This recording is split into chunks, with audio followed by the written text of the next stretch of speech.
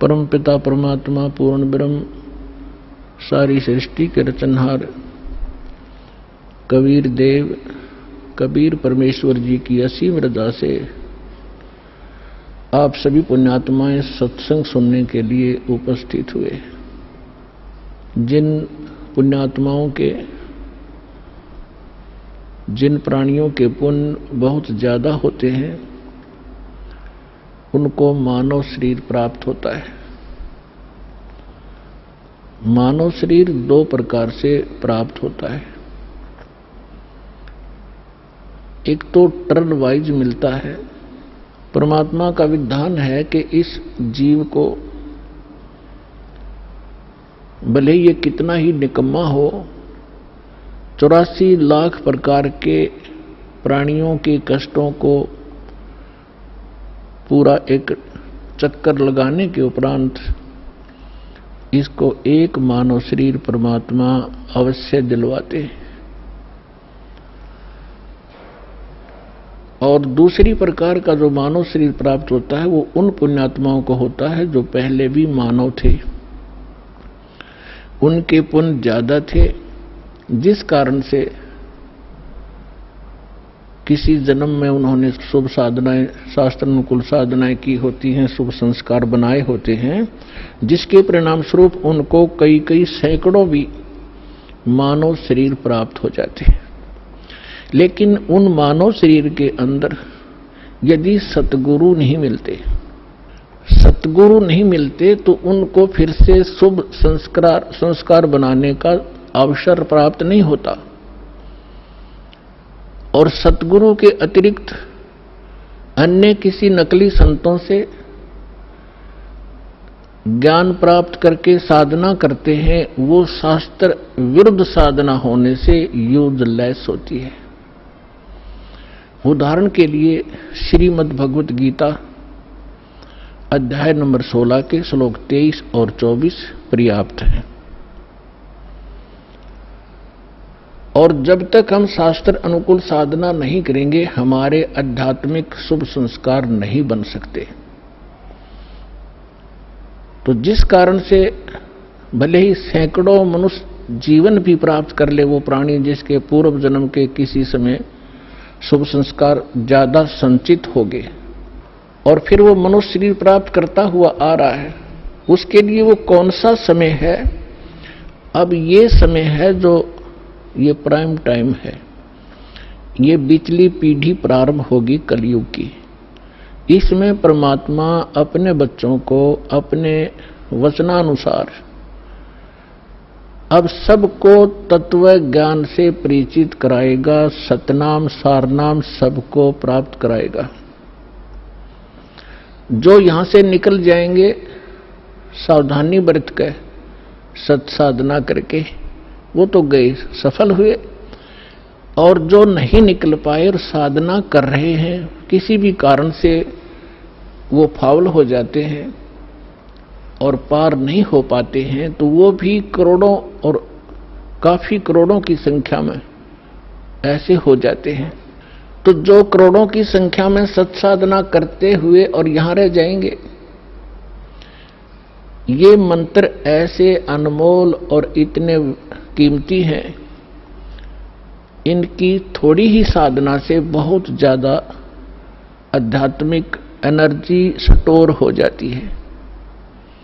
सतनाम के विषय में सूक्ष्म वेद में कहा है, सतनाम पालड़े रंग होरी हो, 14 लोक चढ़ावे राम रंग होरी हो, 3 लोक पास अंग धुर रंग होरी हो, तो ना तुले तुलाया राम रंग होरी हो।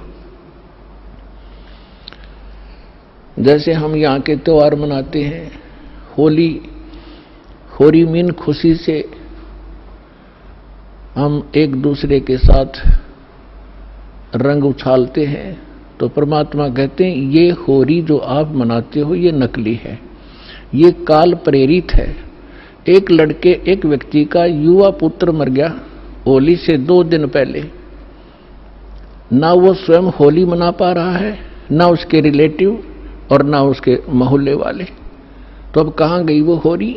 जिसको इतना इंपॉर्टेंट त्योहार मान रहे थे। तो परमात्मा और उससे परिचित संत कहते हैं कि इस नकली सांग में, इस नकली स्थान पर आप ये नाचा गाई करते हो, आपने भांग पी रखी है, नशे में बकवाद कर रहे हो। इस भांग का नशा, काल की माया का नशा अज्ञानता में प्रेरित होकर कर रहे हो। यहाँ एक पलक में ना जाने के बिजली गिर जा, ऐसे लोक में तुम खुशी मना रहे हो। या तो जब आपको ज्ञान होगा, आंखों से आंसू नहीं सूखेंगे, हम के कष्ट उठा रहे हैं और आगे क्या जुल्म होगा हमारे साथ। तो असली होरी राम नाम की होरी है। या खेलो, दिन रात खेलो, रात खेलो दिन खेलो, सुमन करो दिन रात इस राम नाम की होरी से, इस रंग को बखेरो। तो क्या कहते हैं कि सतनाम जो 2 अक्षर का मंत्र है, जिसमें एक ओम है, एक तत् है, और ये ऐसा अनमोल मंत्र है, इसकी इतनी कीमत बताई है। यदि विधिवत परम संत अधिकारी संत से प्राप्त करके, अधिकारी आपको बता देता हूं, 21 ब्रह्मांड में, इस विश्व में, इस दास के अतिरिक्त इन तीनों मंत्रों को देने का कोई अधिकारी नहीं है। या गलती ना करियो, बहुत धोखा खा लिया आपने।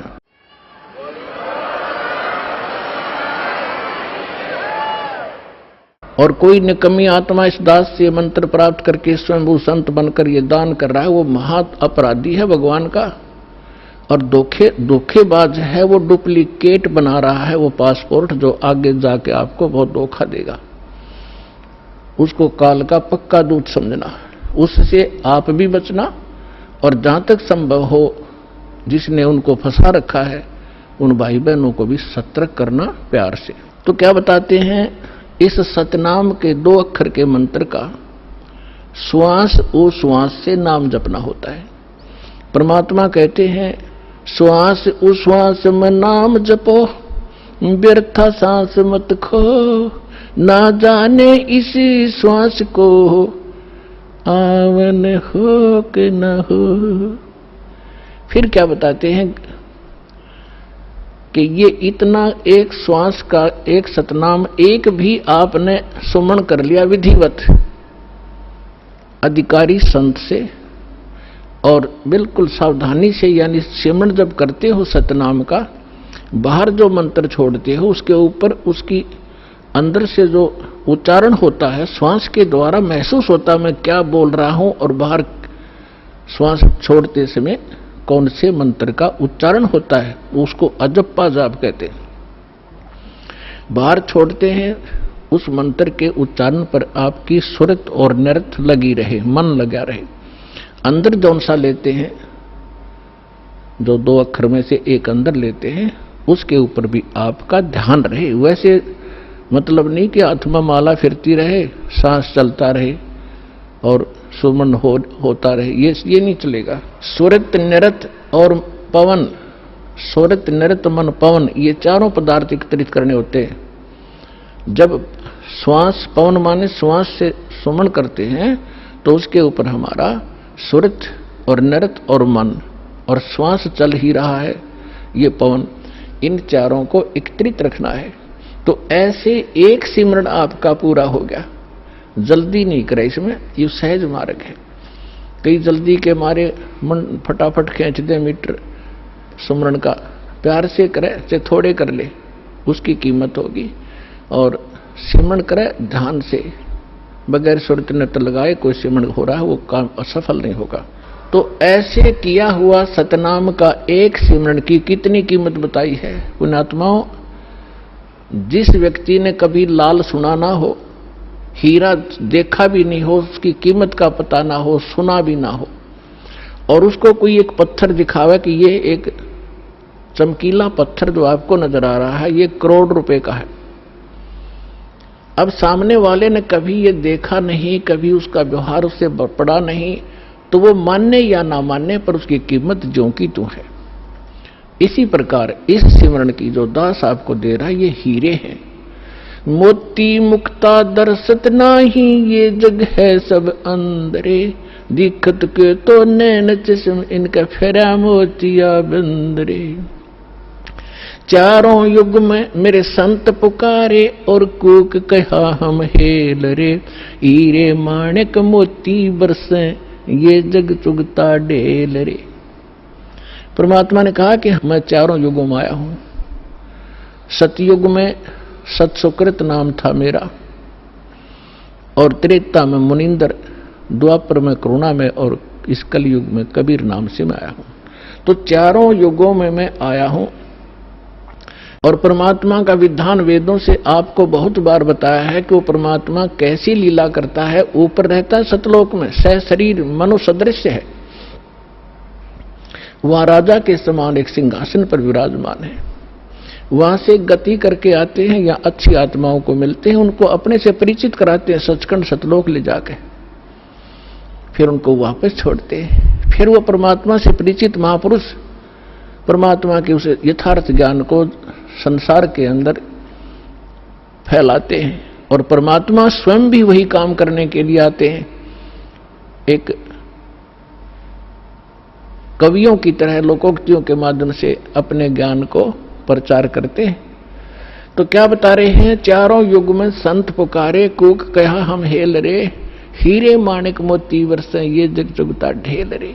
हम सत्य ज्ञान और सत्य साधना रूपी हीरे और मोती आपके सामने बखेरते हैं, और आपने उनकी पहचान नहीं है। आप ये कंकर पत्थर आन उपासना, अन्य देवी देवताओं की पूजा, ये भूत पूजाएं करके आप कंकर पत्थर इकट्ठे कर रहे हो, ये सोचकर ये बहुमूल्य होंगे।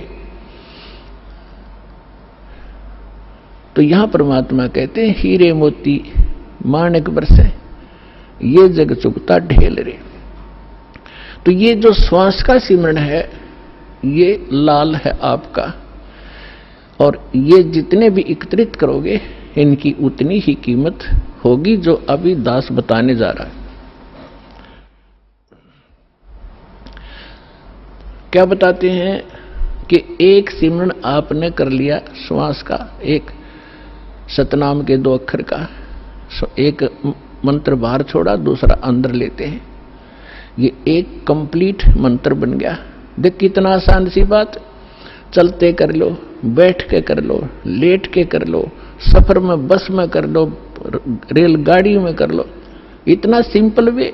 इन अज्ञानियों ने इसको पहाड़ बना रखा था। खड़े होकर तपो, धूने लगा लो, व्रत रखो, जंगलों में जा बैठो, और फिर जंगल में चले गए, रोटी के लिए फिर आए गृहस्थी के पास, दिए माई अंडे धक्के खाते। अब सारा काम अव्यवस्थित कर दिया इन लोगों ने, अज्ञानियों ने। तो क्या बताते हैं परमात्मा कि इस सतनाम के एक सिमरण की कितनी कीमत है। होय होय, सतनाम पालड़ रंग होरी हो। तराजू के तखड़ी के एक पलड़े में सतनाम के एक सुमरण की कीमत रख दो, और दूसरे में पृथ्वी लोक की पूरी कीमत, स्वर्ग लोक की कीमत और पाताल लोक की कीमत। 3 ये तो पासंग है, और दूसरी में 14 लोक, विष्णु जी का लोक, ब्रह्मा जी का लोक, शिव जी का लोक, दुर्गा का लोक, और ये निरंजन का लोक, और ऊपर जो स्वर्ग के अंदर, महास्वर्ग के अंदर आगे कई डिवाइड कर रखे। ऐसे ये कुल मिलाकर 14 लोक में बनते हैं, तल उतल ये नीचे के। परमात्मा कहते हैं 14 के 14 लोकों की कीमत दूसरे पलड़े में रख दो। एक पलड़े में सतनाम की एक वैल्यू, और उधर 14 लोक चढ़ावे राम रंग होरी हो, और 3 लोक पासंग धरे, पृथ्वी लोक, स्वर्ग लोक और पाताल लोक की को तो गिनती में भी नहीं है इसकी, उसके सामने कीमत। अब पासंग क्या होती है? अब आजकल के बच्चे तो नहीं जानते होंगे, लेकिन हमारे समय के हम अच्छी तरह जानते हैं। हमारा खूब पाला पड़ा है, किसान परिवार में जन्म था। हमारे पिता जी के पास ये सेठ लोग कणक लेने आते थे, तो उस समय वो कहा करते भी सेठ जी तराजू चेक करा तेरी।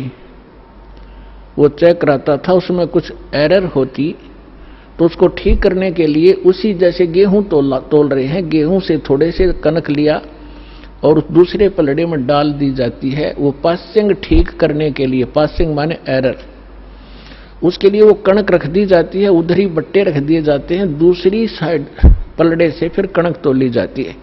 तो वो जो एक मुट्ठी कणक डाली है वो पासिंग है, वो सौदे में नहीं आती, वो तो व्यर्थ में पड़ी है।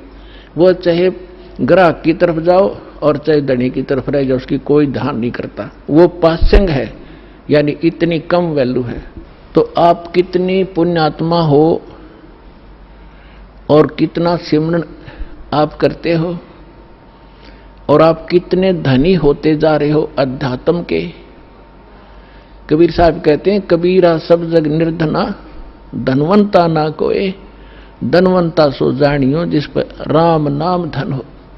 अब आज अरबपति है और कल मृत्यु हो गया, भक्ति करी नहीं, तो कल क्या है, वो गधापति है। फिर वो गधा बनकर घूम रहा होगा, कुत्ता बनकर गलियों में सैर सपट्टे कर रहा होगा, टट्टी खा रहा होगा, खा के यहाँ का धन। तो पुण्यात्माओं, इस परमात्मा की शरण में आपको यहाँ के भौतिक सुख भी आपके डिमांड रिक्वायरमेंट के अनुसार अवश्य देगा ये दाता, और फिर आपकी जो भक्ति की शेष पूंजी को सुरक्षित रखेगा, ताकि चल आपके यहाँ जाते समय आपका धन सुरक्षित रहे। अब क्या बता रहे हैं, सतनाम पालड़ रंग होरी हो, 14 लोक चढ़ाव राम रंग होरी हो, 3 लोक पास्यंग धर रंग होरी हो, तो ना तुले तुलाया राम रंग होरी हो। और हमारी बुद्धि कहाँ सेट कर दी इस काल ने, यहाँ के इस काल की माया की भांग पी ली हमने। एक सरपंच बन जाता है, बस पूछो मत, वो अपने आप को पता नहीं कि महान मान बैठता है। और कोई चेयरमैन बन जाता है 4-5 सरपंचों के ऊपर, बस कहना ही क्या। एक मंत्री और मुख्यमंत्री बनकर काक पीटते फिरते, बगैर ज्ञान के बच्चों वाले खिलौने खेल रहे हैं। और आप वो हो जो मनुष्य जीवन के इस उद्देश्य को प्राप्त कर रहे हो, सफल कर रहे हो। तो कहने का दास का तात्पर्य है, जिस प्रसंग को लेकर चले हैं उसी पर आते हैं कि जैसे अब ये परमात्मा का मार्ग प्रारंभ हो गया है, परमात्मा का आदेश है कि पूरे विश्व में जाओगा। परमेश्वर ने इस काल के साथ एक कमेंटमेंट हुआ था। काल तो ये राजी हो गया था, उसने तो ये चतुरता करी थी कि कलयुग में ये इतने कंडम हो जाएंगे, भक्तिहीन भी हो जाएंगे और इनकी वृत्ति भी खराब हो जाएगी, ये भक्ति के योग्य नहीं रहेंगे, सब चापलूस हो जाएंगे, विकारी बन जाएंगे। इसलिए उसने कहा था कि भगवान 3 युगों में जीव थोड़े ले जाना। परमात्मा ने कहा था कि तूने सभी मेरी आत्माओं को ऐसा दुखी कर दिया, इनकी क्या दुर्दशा कर दी तूने, गधा बना रखा, कुत्ता बना रखा, क्या ये ऐसे थे जब तेरे पास आए? तब इसने प्रार्थना करके, ये अलग स्टोरी है लेकिन हिंट देना पड़ेगा, फिर आगे चलेंगे। तो उसने प्रार्थना की थी, भगवान 3 युगों में जीव कम ले जाना। मालिक को भी पता था, क्योंकि हमारी शंका बहुत ज्यादा है, तुरंत उत्पन्न हो जाएंगी कि परमात्मा ने ऐसा क्यों वर दिया 3 युगों में जीव ना ले जाने का। तो हमने ऐसे निकम्मा काम किया था, उसके बदले में ये सजा भी थोड़ी है हमारे को। फिर भी परमात्मा को पता था कि सतयुग त्रेता द्वापर में इनकी घनी कमाई होगी भक्ति की, और ये दुखी नहीं होंगे। जैसे संस्कार आपके होंगे उसी प्रकार परमात्मा ने इस पृथ्वी पर वैसा ही माहौल बना देता है दाता। बढ़िया समय पर वर्षा होती है, बड़े फलदार वृक्ष होते हैं, सब शरीर हो जाएंगे, तो फिर सुख होता है उनको। और सुख में भगवान की भक्ति प्राणी फॉर्मेलिटी करता है, और दुखी प्राणी जब हो जाता है तब उसका दुख संकट निवारण हो जाता है। फिर उसको बताया जाता है यदि आपने फिर से भक्ति छोड़ दी तो वो कष्ट फिर आ जाएगा, तो कभी नहीं छोड़ेगा, आजीवन भक्ति करेगा और वो सफल हो जाएगा। और सतयुग त्रेता द्वापर में ये जीव घना दुखी नहीं होता, शरीर मजबूत होता है, लंबी आयु होती है, खूब ठीक सा इसका जो है बना रहता है व्यवहार। तो उस मालिक को मालूम था कि ये भक्ति नहीं करेंगे, क्योंकि सभी भक्ति करते थे लेकिन शास्त्र विरुद्ध करते रहे। और जिस कारण से वो सोच रहे थे जो साधना हम कर रहे हैं इसी से हमें लाभ हो रहा है, और हो रहा था, वो पिछली बैटरी चार्ज से वो प्रयोग कर रहे थे, अपनी पिछली मलाई खा रहे थे। तो इस प्रकार परमात्मा को पता था, तब उसने कहा था ठीक है, चौथे युग में, कलयुग में मैं अपना ज्ञान प्रचार करूंगा। तो काल ने कहा था कि देखो जी, जबरदस्ती ना करना, बलपूर्वक मत ले जाना, आपके ज्ञान को कोई माने, समझे, स्वीकार करे और आपकी भक्ति करे तो वो आपके हों, और जो मेरे ज्ञान को, जो मैं नकली अपने दूत भेजूंगा अपना ज्ञान प्रचार करने के लिए, उनका ज्ञान जो स्वीकार करे तो वो मेरे ही रहे, आप उनको बलपूर्वक न ले जाना। परमात्मा बोला बिल्कुल सही है, जब मेरा ज्ञान ही स्वीकार कोई नहीं करेगा तो खाक जाएगा मेरे लोक में, वो तो वही जाएगा जो मेरा ज्ञान स्वीकार करेगा, मेरी भक्ति ग्रहण करेगा, तो वो जाएगा। तो काल ने, जब परमात्मा ने स्वीकृति दे दी, तब काल ने कहा था कि बेशक, अब परमात्मा आए थे जोग जीत नाम से, कि जाओ जोग जीत संसारा, जीव न माने कहा तुम्हारा, जीव तुम्हारा कहा न माने, हमरी ओढ़ हो बाद बखाने। फिर कहा था द्वादश पंथ करूं मैं साजा, नाम तुम्हारा ले करूं आवाजा, द्वादश पंथ नाम जो ले ही हमरे मुख में आन समोई, और अनेक पंथ चलाऊं या विद जीवों को भरमाऊं, देवल देव और पितृ धाम पुजवाऊं, और जब ऐसे नकली जब तब सबके मन लाऊं, और जाओ जोग जीत संसारा, जीव न माने कहा तुम्हारा, जीव तुम्हारा कहा ना माने, हमरी ओढ़ हो बाद बखाने। मेरे वकील बन के खड़े हो जाएंगे, तू रामकृष्ण को कैसे भगवान नहीं मानते हो, क्या कर रहे हो। तो परमात्मा ने कहा था कि अब मेरी भी सुन ले दो बात। चौथा युग जब कलयुग आई, तब हम अपना अंश पठाई, काल फंद छूटे डर लोई। जो जितने तू बकवास कर देगा, जितने तू भ्रमित करेगा, बंधन बनाएगा, काल फंद छूटे नर लोई, सकल सृष्टि परवानी खोई। ये परमात्मा का वचन है बच्चों, कोई डूम भाट के गीत नहीं है, समर्थ के वचन है। कि कहते हैं कलयुग बीते 5500 पाचा, तब ये वचन मेरा होगा साचा, और कलयुग बीत जावे जब एता, सकल सभी प्राणी और परम पुरुष पद चेता। परमात्मा ने कहा था कि जब चौथा युग कलयुग आएगा तब मैं अपना अंश भेजूंगा, और उस समय काल के सारे फंद, तेरे सारे दाव पेच, ये अज्ञान को काट दिया जाएगा, और सकल सृष्टि उपदेशी होगी, नाम लेवेगी।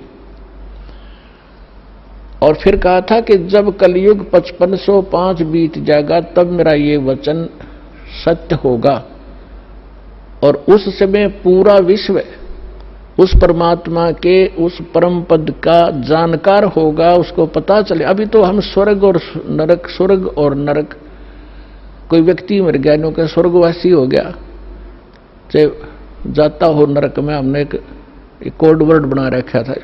तो अभी तक हमने सतलोक और सचखंड का पता ही नहीं था, परमात्मा का परम पद कौन सा है और कहाँ रहता है, कैसा है, कैसे प्राप्त होता है।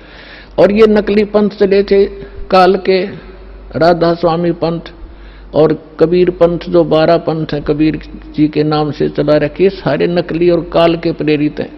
इनमें ना सत्य ज्ञान है, ना सत्य साधना है। तो अंडरस्टूड है, जानना ज्ञान सत्य है, ना वहां नाम साधना सत्य है, तो क्या है वो तो खोखा है, नकली है, डुप्लीकेट सारे। तो अब परमात्मा ने कहा कि पूरा विश्व इस ज्ञान से परिचित होगा, पूरा विश्व नाम लेगा। अब प्रसंग चल रहा था कि 2 प्रकार से मानव शरीर प्राप्त होते हैं। एक तो टर्न वाइज होता है कि नरक स्वर्ग भोग के, उसके बाद फिर 84 लाख प्रकार के प्राणियों के शरीरों में कष्ट उठा के उसको एक मानव शरीर मिलता ही मिलता है। तो वो उस प्रकार का प्राणी शीघ्र भक्ति पर नहीं लगता। उसके अंदर एक ऐसा गुण होता है, अवगुण होता है, वो बहुत ही देर से, बहुत समय लगेगा उसमें, लेकिन मालिक की दया जो दास ने कल उदाहरण दिया था, उस तरीके से उसके ऊपर असर होता है। वो भी तरीका मालिक उन बच्चों के लिए भी अपनाएगा अब। लेकिन जो बता रहा दास के एक पिछले संस्कारों से पुनर्जन्म होते रहते मानव के, उसके लिए अभी तक दास या भूमिका बना रहा है, ये समझाने के लिए आपको कि जैसे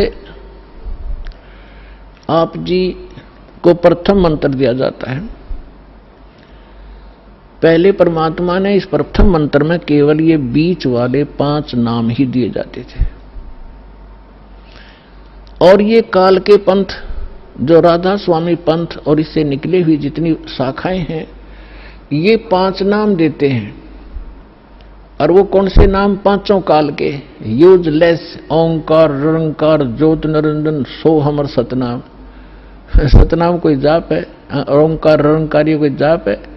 ये 5 नाम थे जो दास आपको प्रथम मंत्र में बीच के 2 फर्स्ट एंड लास्ट को छोड़कर, ये पहले नहीं दिया जाता था, इसलिए इसको अभी तक गुप्त रखा था। ये कंप्लीट कोर्स है। और वो बीच वाले जो मंत्र हैं वो आपको संसारिक सुविधा यहां की उपलब्ध कराएंगे, क्योंकि उनका टैक्स देंगे। ये पूजा नहीं, साधना है। साधना और पूजा में अंतर होता है। जैसे हम पूजा करते हैं परमात्मा को पाने की, तो हम परमात्मा को पाने के लिए जो भी प्रयत्न करते हैं वो साधना है। जैसे हमने, हमारा पूज्य है जल, हमने जल प्राप्त करना है, तो जल प्राप्त करना जमीन के अंदर है, तो हमारा जो पूज्य है, इष्ट है, वो है जल। और उसके पाने के लिए, जल प्राप्त करने के लिए जो भी हम क्रिया करते हैं, बोकी लगाते हैं, पाइप डालते हैं, फिर हैंडपंप लगाते हैं, तो वो हमारी साधना है, वो पूजा नहीं है। उसको पाने के लिए जो हमारा पूज्य है, हमारा जो इष्ट है, वो तो जल है, उसके लिए जो प्रयत्न किया गया वो साधना है और वो पूजा है उसको पाने की। तो इस प्रकार इसको पूजा और इसको समझना। हमारी आस्था तो जल के अंदर है, उन इंस्ट्रूमेंटों में थोड़ी है, और उनके बिना वो मिले नहीं। तो इसी प्रकार ये जो प्रथम मंत्र आपके दिए जाते हैं ये साधना है। और इस जैसे इस दूसरे शब्दों में दास आपको कहे कि जैसे ये मंत्र एक ऐसी कमाई है, ऐसी शीघ्र अफेक्ट करती है, देवताओं को विवश करते हैं ये मंत्र आपको लाभ देने के लिए। जैसे आपको बताया था कि भैंसे को भैंसा भैंसा करता रहो, वो कभी ध्यान नहीं देता। आप वैसे गुण गाए जाओ, जय गणेश देवा, माता थारी पार्वती, पिता माँ देवा, ये हम घोट रखे थे हमने, ये कभी नहीं सुनेंगे। और इनका एक मंत्र दे रखा है आपको, उसका जाप करो, तुरंत अटैक होगा उनके ऊपर जाके और सतर्क होंगे। क्या हो गया बच्चे को, क्या डिमांड है इसकी, देखो इसका अकाउंट कितना हमारे इसमें, उस तुरंत उसका राहत दी जाएगी। तो जो पैसे ने भैंसा भैंसा करो कति नहीं सुने, अरे एक बार कर दो हुर्र, वो तुरंत देखेगा नू और अट्रैक्ट होगा, दौड़ने की चेष्टा करेगा उस आवाज की ओर। तो परमात्मा ने ये मंत्र हमें दिए थे, लेकिन बीच में काल के दूता ने इस कबीर पंथ का जहां स्टार्ट हुआ था दामाखेड़ा वालों से, तो 5वीं पीढ़ी तक ये 5 मंत्र चले थे। उसके बाद 6ठी पीढ़ी में दामाखेड़ा वालों के जो महंत था वो एक टकसारी नाम का इसी कबीर पंथ की ब्रांच बन गई थी नकली। उसने भ्रमित कर दिया कि तुम बात करते हो सतलोक की और सचखंड और सतपुरुष की, और पूजा कर रहे हो तुम देवी देवताओं की, ये कहे कि भक्ति है तुम्हारी। तो भ्रमित हो गया, उसको ज्ञान नहीं था, छठा पीढ़ी वाला था। उसके बाद फिर उन्होंने एक शब्द सिलेक्ट कर दिया जो कबीर सागर में लिखा है, अजर नाम, अमीर नाम, पाताले सब सिंधु नाम, यही हंस का काम। ये कोई मंत्र है? ये तो एक श्लोक शब्द है। तो इन मंत्रों से इन आपकी पूजा नहीं है। पूजा हमारा कबीर देव पूज्य है, उसको प्राप्त करना, सतलोक हमारा प्राप्त करना उद्देश्य है। और ये साधनाएं हैं, ये इंस्ट्रूमेंट हैं, ये प्रयोग करने ही करने पड़ेंगे। अब उसके बाद जो सतनाम आपको दिया जाता है, सतनाम के अंदर एकाध सिरफिरा जो विशेषकर वो व्यक्ति भ्रमित होता है जिसके कर्म घड़े बिगड़ जाते हैं, जो 100, 200, 1000, 2000 व्यक्तियों को भ्रमित करके उनको अपने पीछे लगा कर गुरु बन बैठता है। अब क्या बन गई, परमात्मा की दया हो रही है। हमारे जो बच्चे शिष्य बनते हैं, जो पहले अन्य इन गुरुओं के पास थे, अब बच्चे को बालक थोड़े ही एजुकेटेड है, दास ऐसे ढंग से ज्ञान देता है कि बालक भी समझ जा और प्रमाण देता है, तो उनको समझ में आ रहा है, वो अपने गुरुओं के पास जा रहे हैं। उन गुरुओं से भी कह रहे हैं जी आप भी चलो, आप भी भ्रमित हैं और हमें भी मिसगाइड किया आपने। आपका उद्देश्य तो ठीक था कि हम कुछ मार्गदर्शन करें, लेकिन आपको ही नहीं पता, आप झूठे गाइड बन गए, आप भी चलो। तो जो अच्छी आत्माएं हैं वो आ जाते हैं, दीक्षा भी ले रहे हैं। एक तो ये कह रहा था कि मेरे 20,000 शिष्य हैं, मुझे ये ज्ञान मिला, पहले मैंने ज्ञान गंगा पढ़ा और फिर मैंने अपने शिष्यों से कहा कि तुम भी पढ़ो, देखो इसमें क्या है। तो उन शिष्यों से ने कहा जी इसमें तो अद्वितीय ज्ञान है। तो मैंने कहा कि जाओ तुम दीक्षा लेकर आओ। तो वो अपने शिष्य भेजे उस प्यारी आत्मा ने, और अब कह रहा था पिछले सत्संग पे कि पिछली बार मैं भी आ गया हूं और शेष को भी अब जाके ये ज्ञान गंगा दूंगा और यहां लाऊंगा। ये है महान आत्मा। ठीक है, जब तक धोखे में हम भी थे, गलत साधना हम भी कर रहे थे, जिस दिन पता चला उसी दिन हम दिशा बदल ली। तो बुद्धिमान होता ही है। और एक ऐसा सिरफिरा मिला, चेले भी उसके साथ थे, चेलों के सारी समझ मारी, रूस में अहंकार अभी शेष था। वो खड़ा लाइन में कहने लगा जी मैंने 2 बात करनी है। वो कहते हैं जी ये हमारे गुरुजी थे पहले और आज इन्हें दीक्षा ले ली है। अब वो प्रथम दीक्षा ले ली, द्वितीय दीक्षा ली जब उसने कहा कि ये क्या है, ये वही मंत्र है, उल्टे सुल्टे करके दे रहे हो, ये कोई सतनाम हुआ। तो पुण्यात्माओं यही मार खाता ये प्राणी। वो एम था उसके अंदर, अहंकार था। अब डॉक्टर मैं हूं और रोगी वो बनकर आ रहा है और डॉक्टर की दवाई में वो ऑब्जेक्शन कर रहा है। एक जड़ी बूटी होती है, उनको अगर 4-5 जड़ियां मिलाई जाती हैं तो उनका गुण धर्म कुछ अन्य होता है, वो कुछ अन्य लाभ देती है। और जब उनको सिंगल खाया जाता है तो वो अलग लाभ देती है, और जिनको 2 में मिलाकर खाया जाता है तो वो अन्य लाभ देती है। तो इस प्रकार उसको समझाने की चेष्टा की और वो उसका सौभाग्य दुर्भाग्य साथ है, उसका समझ में आई कि ना हुई। तो आपको भी बता रहा हूं कि ऐसे भ्रमित ना होना। पहले तो ये देखो कि जो ज्ञान दास ने आपके रूबरू किया है, विश्व में आज तक ब्रह्मा विष्णु महेश क्लियर नहीं कर सके इसको। इस दास पे दया हुई, तो आगे कौन सी का चीज छोड़ दूंगा मैं, ये भी विचार कर लेना।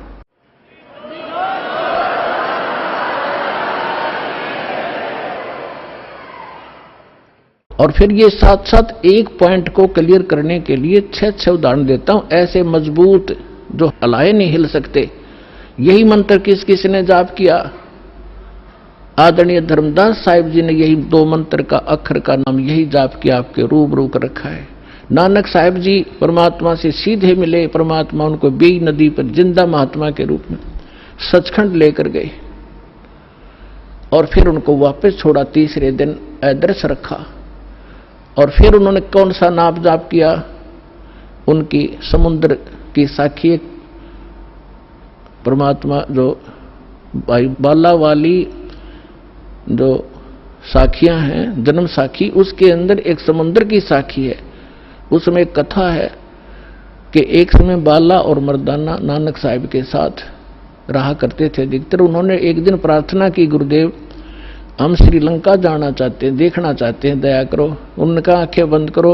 आंखें बंद करके खोली तो समुद्र के किनारे खड़े थे। नानक साहिब जी ने कहा कि आओ मेरे साथ साथ समुद्र के ऊपर चलेंगे और वाहे गुरु बोलते रहना। तो ऐसे चल पड़े जैसे थल पर चलते हैं, आगे आगे नानक देव जी, पीछे वो दोनों बच्चे बाला और मर्दाना। तो नानक साहिब जी ने, वैसे तो सिमरन श्वास से करना होता है, उन्होंने जानबूझ के झटका देना था क्योंकि परमात्मा का सख्त आदेश था, धर्मदास मेरी लाख दुहाई। और ये मूल ज्ञान अभी कई बार जाई, ये सार नाम और सतनाम अभी किसी को देना नहीं तो नकली पंथों के हाथ लग जाएगा। और जब मेरा दास आवेगा वो कैसे भिन्नता बताएगा, ये सारी विचलित हो जाएगी कहानी। हमारा सारा जो है ना काम बिगड़ जाएगा और काल का फिर से दाव लग जाएगा, मेरे बच्चे मुझे पहचान नहीं सकेंगे। तो वो महापुरुष थे, जैसे वेद में लिखा है कि दृढ़ भक्त को मिलते हैं, वो आकर के अपना ज्ञान देते हैं।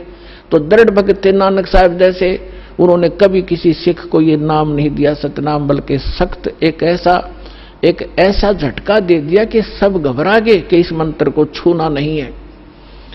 नानक साहब जी ने उच्चारण करके ये 2 अक्षर का मंत्र जाप करना शुरू कर दिया। मर्दाना ने सोचा कि गुरुजी तो सतनाम जाप कर रहे हैं 2 अक्षर का, जिसमें एक ओम है, एक तत् है, तो क्यों ना मैं भी जाप करूं। मर्दाना फिर वो 2 अक्षर का मंत्र जाप करने लगा, तो वो लगा डूबने। नानक साहब जी ने देखा, तब नानक जी ने कहा कि भाई तो वो ये जाप कर जो मैंने तेरे को बोला है, ये मंत्र मत कर। तो फिर वो वाहिगुरु कहने लगा, फिर ठीक हो गया। कहने का भाव ये है कि नानक जी तो वो 2 अक्षर का नाम जाप कर रहे थे और शिष्य को मना किया। क्यों किया? वो परमात्मा के प्यारे बच्चे थे, उनको मालूम था कि यदि आज ये डिस्क्लोज हो गया तो बट्ठा बैठ जाएगा। आज तक किसी सिख को इस सतनाम की भनक भी नहीं है, ना वो ग्रंथ साहिब में रखा, अलग अलग स्थानों पर रख दिया, लेकिन सीधा नहीं रखा, और वहां से प्रमाणित हो गया। और इसके साथ साथ आदरणीय गरीबदास साहिब जी को परमात्मा मिले, गांव छुड़ानी, जिला जज्जर, हरियाणा में, खेतों में 10 वर्ष के थे, सचखंड लेकर गए और फिर बहुत काफी समय 8-10 घंटे ऊपर रखा परमात्मा के बच्चे को, फिर वापस छोड़ा। उसने परमात्मा से परिचित होकर अपनी अमृतवाणी में दास उसी गरीबदास पंथ से आगे बढ़ा है। उसमें गरीबदास पंथ में यह मंत्र नहीं है सतनाम का, और के में बकवास करते हैं, ओम भागवते वासुदेव नमः, कोई करता है, कोई कुछ करता है, कोई सतगुरु, ये मंत्र नहीं है। और ग्रंथ साहिब गुरु गरीबदास जी के ग्रंथ साहिब के अंदर प्रमाणित है ये मंत्र। ऐसे ही नामदेव जी को परमात्मा मिले थे, उसको भी यही मंत्र दिया था 2 अक्षर का। पहले वो अकेला ओम नाम जाप करते थे, फिर उनको समझाया कि ओम तो ब्रह्म तक का जाप है, ये तो असंख्य जन्म तक जाप कर लिया आपने, और यहीं भटकते रहते हो, ब्रह्म लोक में चले जाते हो, वहां से फिर वापस आ जाते हो। नामा छिपा ओम तारी, पीछे सो हम भेद विचारी, सार शब्द पाया जद लोई, आवागमन बोर ना होई। तो कहने का भाव ये है दास का कि ये मंत्र जो है, इस भ्रमणा में ना रहना, अब बड़ी बनाई बात ने बिगाड़ियो मत, मुश्किल से सिरे चढ़ी है यह कहानी। कितने संकट झेलने पड़े हैं, दास ने जेल तक जाना पड़ा, झूठे मुकदमों को फेस कर रहे हैं। कोई बात नहीं, परमात्मा हमारे साथ है। हमारा एक बार ज्ञान निखार हो जा, फिर चाहे फांसी दे दियो मेरा, एक बार परमात्मा का ज्ञान उसके बच्चों तक पहुंच जा।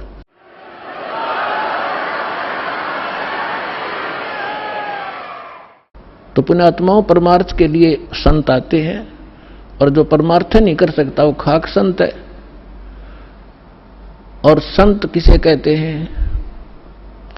सतगुरु उसे कहते हैं। सतगुरु के लक्षण कहूं, मधुरे बैन विनोद, 4 वेद 60 शास्त्र वो कहे 18 बोध।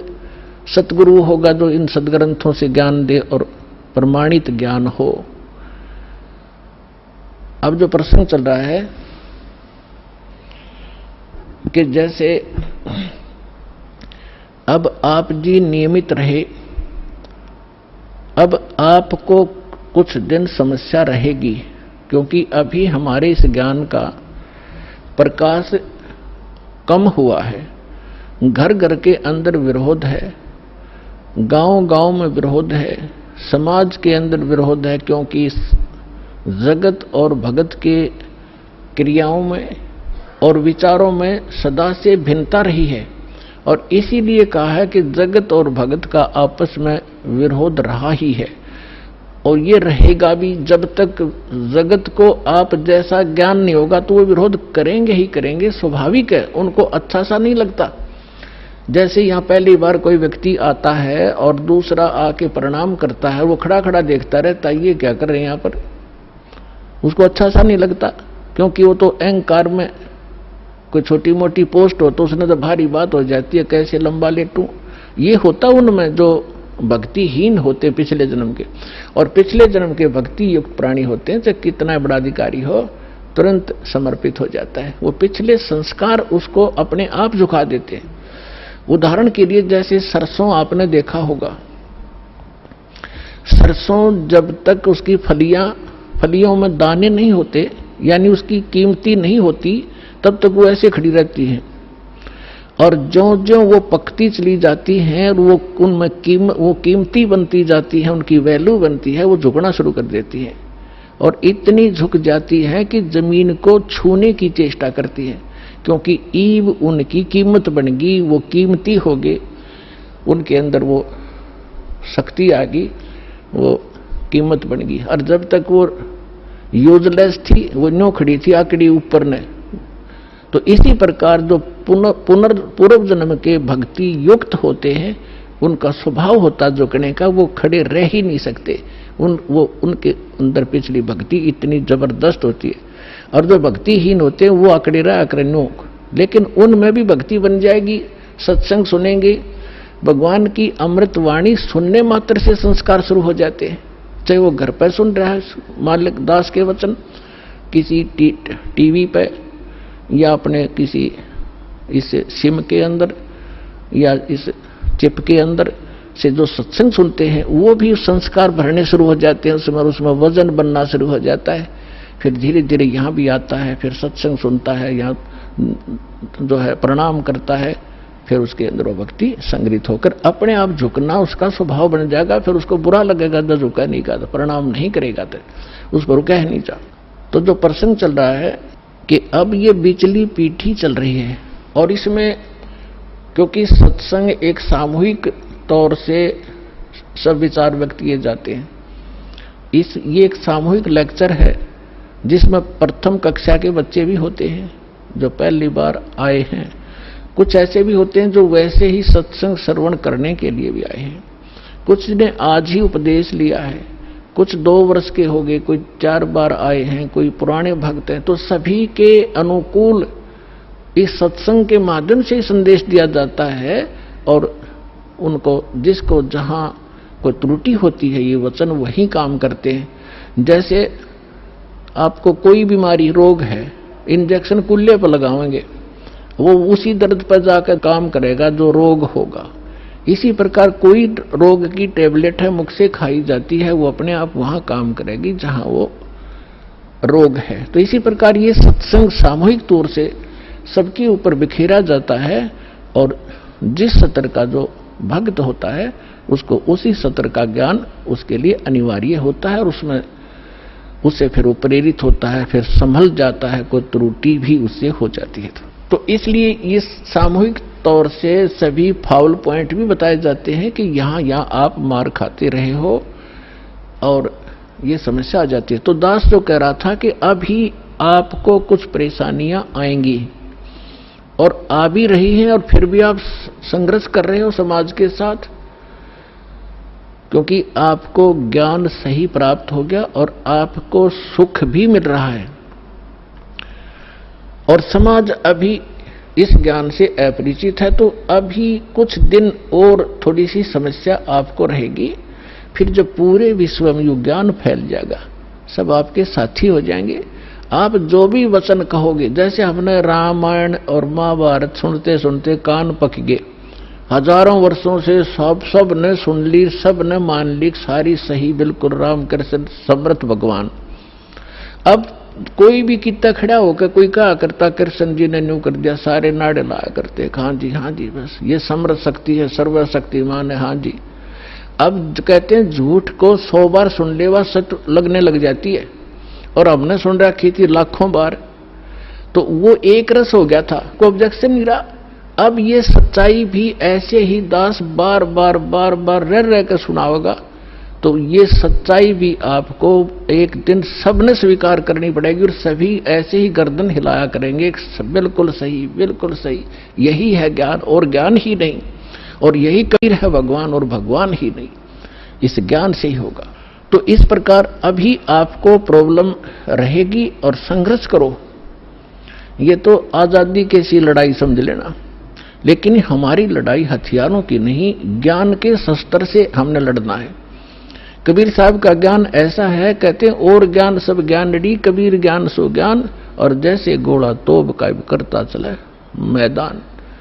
मैदान तो कर दिया शंकराचार्य, हमने निमंत्रण उनको दे लिया, कहा जाओ जी चर्चा करो, कुछ हमारी त्रुटि हमें बताओ, आपकी हम बतावांगे, उसको एक समाज को एक दिशा दे दें। लेकिन कुछ भी रहा हो, चाहे वो अपने आप को गण्याडी मान रहे होंगे, अके जावा रामपाल का तो कोई अस्तित्व नहीं है, लेकिन फिर भी गरीब के पास भी आ जाना चाहिए बड़े आदमियों ने, जो आमंत्रित करता है। दूसरी बात यह है कि उनके पास कख नहीं, उनको सारा पता लग चुका है। क्योंकि पुण्यात्माओं, आज इतना सेंसिटिव मीडिया है, एक वचन भी दास ने इस पूरे सत्संग में गलत बोल दिया होता, ये बवंडर बना देते। और आज मैं सीधा छाती में मार रहा हूं इनके सच्चाई को, और कोई चसक नहीं रहा, इतना वजन है सच्चाई के अंदर। तो वो यहां नहीं आए, दुर्भाग्य था हमारा, बहुत इंतजार की उनकी। लेकिन परमात्मा ने दया करी, इस साधना चैनल वाले पर न्यारी रजा कर दी दाता ने। इसने अपनी टीम भेज के और सबसे उनके इंटरव्यू ले लिए, खुश होकर दे दिए। धोती सी मन्नत धो दी उनकी, यहां पर दिखा दिया किसे शंकराचार्य है और किसे आचार्य है। तो पुण्यात्माओं, कहने का भाव यह है कि जब तक ये पूरे विश्व में एक रस नहीं होगा, तब तक थोड़ा सा विरोध बना रहेगा, और उसमें आपने घना सावधान रहना पड़ेगा कि आपका नाम खंडित ना हो। वैल्यू है, कहते हैं परमात्मा कहते हैं, जैसे माता गर्भ को रखे यतन बनाए, और ठेस लगे तो छन हो तेरी, ऐसे भक्ति जाए। अब भक्ति का मिलना यह बड़ी कठिन, और मिलने के बाद फिर वो उसको सुरक्षित रखना, वो एक बहुत बड़ी बात है। जब तक परिपक्व नहीं हुई तो फिर फायदा क्या उसका। तो इतना सावधानी आपने बरतनी पड़ेगी। जैसे कोई माता बच्चे को गर्भ में आते ही वो कितनी सतर्क हो जाती है, खान पीन में संयम बरतती है, पैर ऊंचा नीचा ना टिक जा कि बच्चे का झटका लग जा, रात को करवट ले भी गलती से ले लेती है तो तुरंत सतर्क होती है, और कहीं मेरे बच्चे का दाब ना लगी हो और खराब ना हो जाए मेरा गर्भ, वो कितनी चिंतित रहती है। तो आप जी ने इस भक्ति का जो लाल है, इतनी सावधानी से परिपक्व करना पड़ेगा, तब आपको सफलता होगी। इसमें फाउल पॉइंट है, आन उपासना नहीं करनी, संसारिक व्यवहार के जो भी कार्य हैं, जो भक्ति परमात्मा की मर्यादा को भंग करते हैं, वो नहीं करने, और फिर आप सफल हो जाओगे। तो अभी थोड़ी सी कठिनाई आपको चल रही है, घर घर में विरोध चल रहा है। पति ने नाम ले लिया, पत्नी नहीं मानती, मैं तो सारी पूजा करूंगी, तो कैसे ऐसा क्या कर रहा है। पत्नी ने ले लिया तो पति दुखी करता है। तो धीरे धीरे ज्ञान से क्या होगा, ये ज्ञान ऐसा है कि आप घर पर चलाओगे और बच्चों पर भी असर करेगा। ना सुनेंगे तो भी कक्ष में सोए हुए व्यक्तियों पर भी ये वाणी असर करेगी, जैसे गारुड़ का मंत्र अचेत हुए उस सर्प के डसे हुए व्यक्ति पर, जो सुन भी नहीं रहा, समझ भी नहीं रहा, और उसके ऊपर भी वो मंत्र बोल बोल कर उसके विष को उतार कर सचेत कर देता है। और ये तो परमात्मा की वाणी सब सिद्ध है। ये तो अपने पशु पक्षियों के ऊपर भी ये वाणी जा रही है, उनको भी, उनके भी पाप डाउन हो रहे हैं। ठीक है, उनके पाप गणे हैं, इसलिए पशु योनि मिली, तो वो पाप घटते रहेंगे। जैसे कपड़ा किसी का ज्यादा मैला है, हो गया है, मैल हो गया है, तो वो कई बार साबुन लगाने से स्वच्छ होगा, उज्जवल हो जाएगा। और जिसका थोड़ा मैला है, एक दो बार साबुन लगाने से उज्जवल हो जाता है। तो ये साबुन है, परमात्मा का जो ज्ञान है, सत्संग है, वचन है, ये साबुन और जल दोनों का काम करता है। तो धीरे धीरे ये सत्संग जिस घर में चल रहा है, पड़ोसियों तक भी असर होगा आपका, और आपके घर के पशु पक्षियों पर भी इसका प्रभाव पड़ेगा। आपके घर कोई पशु पक्षी भी रह रहा है, उसके ऊपर भी धीरे धीरे उसके अंदर ये वाणी का जो ज्ञान यज्ञ का पुण्य उसमें संग्रहित होगा। और कुछ ऐसे पाप हैं जो ज्ञान यज्ञ से ही खत्म होते, और उसका विकल्प ही नहीं है। जैसे कपड़े को पहले थोड़ा मैला है तो जल से धो दिया, साफ हो गया, ज्यादा मैला है तो और भी मैल रहा तो साबुन लगाना पड़ा। और फिर भी कोई दाग दबा रह जाता है तो ड्राई क्लीन से साफ हो जाता है। तो इसी प्रकार ये सभी क्रियाएं हमें अपने अंतःकरण, अपने जीव के ऊपर, आत्मा के ऊपर जो मैल जमा हो गए, उन सभी पापों का नाश करने के लिए ये सारे ही साधन अपनाने पड़ेंगे, मंत्र के जाप भी करने पड़ेंगे, पांचों यज्ञ भी आपने करनी पड़ेंगी, और तब जाकर के आपकी भक्ति सफल होगी। तो इसमें फाउल पॉइंट दास आपको बता रहा है कि ये भ्रमित ना होना। ऐसे कोई व्यक्ति आपके साथ डिस्कस भी करे तो उसको समझाना कि देखो, पहले तो जब हम डॉक्टर के पास जाते हैं तो डॉक्टर की औषधि में हम स्वयं ही विवेचन करते हैं, तो फिर उस डॉक्टर के पास जाने की आवश्यकता ही नहीं कि इसने दवाई ठीक नहीं दी तो कोई और देखो, वहां से लो। तो इसी प्रकार सबसे पहले तो ये देखो, ये ज्ञान आज तक ना किसी ने सुना और ना सुनाया, किसी के पास था ही नहीं। और जिन महापुरुषों के पास था उनको प्रतिबंध कर दिया था, मालिक ने प्रतिज्ञा करा दी थी कि अभी इसको डिस्क्लोज ना करना। तो महापुरुष थे, वो अपनी अमृतवाणी में बोल के सारा कुछ लिख के एफिडेविट बना के कबीर इज गॉड, ये वो फाइनल कर गए थे वो महापुरुष, जिनके दास बार बार उनके शुभ नाम आपको सुनाता है। और फिर हमारे सदग्रंथ उसी का प्रमाणित करते हैं कि कबीर इज गॉड। तो फिर ये क्लियर हो गया कि आज तक कोई हमें यही निर्णय नहीं करके बताया कि भगवान कौन है और कैसा है। अब जैसे रामकृष्ण को और विष्णु जी को, शंकर जी को भगवान मानने वाले, उनसे अगर हम पूछा करते थे कभी, वो कहता मैं समाधि लगाता हूं, भगवान देखा आपने? भगवान दिखता थोड़ा ही है, वो तो निराकार है। अरे ये विष्णु ब्रह्मा जी की मूर्ति रख रखी, ये क्या फिर? तो हमारा निराधार ज्ञान था, बेसलेस था, हम डामाडोल थे, स्थिर नहीं थे। और इसी प्रकार ये राधा स्वामी किसी ने पूछ लो या किसी महर्षि ने पूछ लो, अभी तक जिनके विचार रहे हैं, परमात्मा तो निराकार है, साकार आता जब रामकृष्ण रूप बन जाता फिर निराकार हो जाता है। तो खाक ज्ञान था इनको। वेद बताते हैं कि वो परमात्मा सशरीर है, मनुष्य दृश्य है, ऊपर सिंहासन पर विराजमान है और उसके सिर पर मुकुट है। ये तो वेद बताते हैं, राजा की तरह बैठा। और यही वो संत बताते हैं जिनको भगवान ने जिन आंखों देखा वहां पर। तो फिर इसमें कोई डाउट नहीं रहा कि हु इज गॉड और कैसा है वो भगवान। तो ये सारे कंसेप्ट क्लियर इस दास ने करे, आज तक किसी ने नहीं किए। तो इसी प्रकार इस साधना पर भी विश्वास करना, किसी से डगमग ना होना, क्योंकि काल ने अपने एजेंट छोड़ रखे हैं, वो अपने कर्म बिगाड़े हैं। तो वो भी भगवान के बच्चे पर भ्रमित है, उस काल से प्रेरित है। उनका दुर्भाग्य है कि वो अशुभ काम पर लगे हैं। तो दास की उन सभी संतों से भी प्रार्थना है कि वो भी भगवान के बच्चे हैं और परमात्मा के बच्चों को मिसगाइड करके वो भगवान के दोषी हो रहे हैं। सबसे बड़ा अपराधी इस पृथ्वी पर यदि कोई प्राणी है जो गलत ज्ञान प्रचार करता है, वो भगवान का सबसे बड़ा अपराधी है। और आज देख लो, आज तक इस दास के अतिरिक्त या पहले महापुरुष रहे, उन्होंने जो ज्ञान दिया वो अपने सत्र का दे ही गए, उन्होंने आगे नहीं ये मंत्र वगैरह डिक्लेयर किए, वो बात अलग है। लेकिन वर्तमान में इस दास के अतिरिक्त सभी मिसगाइड किए बैठे ये संत, मंडलेश्वर, आचार्य और शंकराचार्य। तो ये अपराधी हैं उस परमात्मा के। इनको चाहिए अपना भी कल्याण करावें और सच्चाई से अपने अनुयायियों को भी परिचित होने दें, इनका भी कल्याण हो जाएगा। समय आ गया, ये तो होगा ही होगा। ये कह देंगे तो इनका जो है बड़ी शाबाशी होगी, इनकी इज्जत रह जाएगी। और नहीं तो चलिए तो यहाँ आवेंगे, फिर ये अकेले बैठे रहेंगे वहां पर, रोए जाइए अपने कर्माने।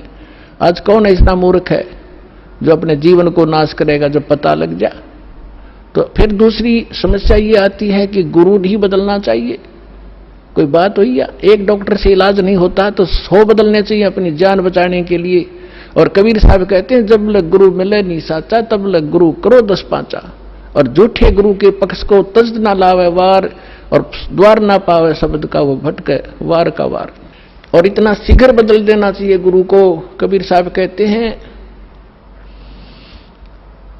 कि डूबे थे पर उबरे, गुरु के ज्ञान चमक, और बेहरा देखा जरजरा, उत्तर चले फड़क।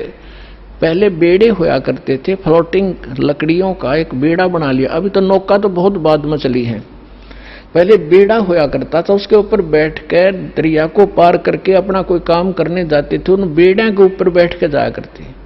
तो वो बेड़े कई बार गल जाते थे, कंडम हो जाते थे। तो जब परमात्मा कहते हैं कि जिस साधना को आप कर रहे हो, जो गुरु की, जिस गुरु के जहाज में आप बैठे हो, उसका जब आपको उसके सामने दूसरा जो बिल्कुल ओके बेड़ा आ गया, नौका समझ लो आप, बेड़ा तो नहीं समझ में होगा। अब एक नौका है जिसमें आप बैठे हो, उसके अंदर सुराख हो गया है और जल उसके अंदर घर कर रहा है, अंदर प्रवेश करना शुरू कर दिया है, और उसके बराबर में दूसरा कोई सही ओके नौका रख देता है, साथ में खड़ा कर लेता है, और वो कहता है कि भाई तुम डूबोगे, इसमें आ जाओ। अब जिसने गुट्टी सूटी ला रखी होगी, नशा कर रहा होगा, तो ठीक है मौज हो रही है, वो तो डूबेंगे। और जिनको नशा नहीं है और उनको पता लग गया दोनों का डिफरेंस कि ये जल आ रहा है, तुम डूबोगे इसमें, तो वो जो जिनका नशा नहीं हुआ वो तुरंत एक सेकंड भी ना लावे, तुरंत कूद जाएंगे उसके अंदर।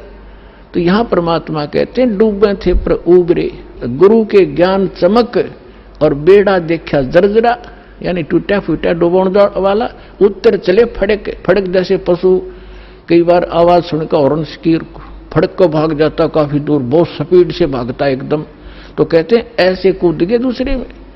तो परमात्मा कहते हैं झूठे गुरु के पक्ष को तजत ना लावे वार, एक सेकंड के अंदर बदल लेना चाहिए। और पुण्यात्माओं, आज इस विश्व में कोई गुरु नहीं है इस दास के अतिरिक्त। सतगुरु की तो बहुत दूर की बातें हैं, वो गुरु भी नहीं है। तो कबीर साहब कहते हैं, गुरुआ गाम बिगाड़े संतो, गुरुआ गाम बिगाड़े, गुरुआ गाम बिगाड़े संतो, गुरुआ गाम बिगाड़े, ऐसे कर्म जीव कहला दिए, ईव जड़े ना धाड़े। हाय हाय।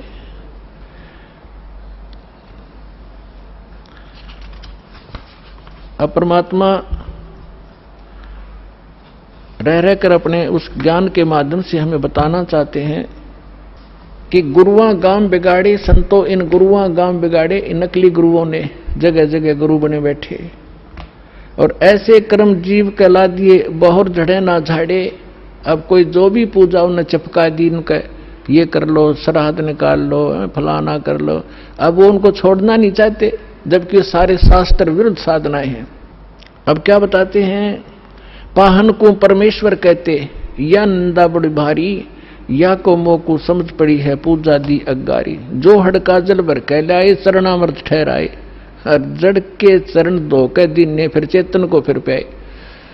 अब क्या बता रहे हैं कि जैसे पहले हमने देखा, हमारे गांव में एक शिव जी का मंदिर है, और कभी वहां चले जाते थे, कभी त्योहार होता था, शिव जी का मेला पड़ता था, तो क्या करते थे, उस जोड़ में तालाब में जिसमें भैंस भी माए मूते हैं, उस सब नहाया करती, वह भी पेशाब करें, टट्टी करें, और उसमें से भर के लाते लोटा, और उसको फिर भगवान शिव जी के उस पर शिवलिंग पर डालते, और फिर आगे निकलता उसको लोटे में भर लेते। उसने चरणामृत बनाकर सारा नबाटा करता पुजारी। परमात्मा कहते हैं कि जो हड़का जल भर के लाए तालाब से, और चरणामृत ठहराए, और जड़ के चरण धो के प्याए, उस पत्थर की मूर्ति के चरण धो के प्याए, और जड़ के चरण धोकर दीने, चेतन को फिर प्याए, चेतन को प्याओ जड़ की जो पत्थर के चरणों का चरणामृत।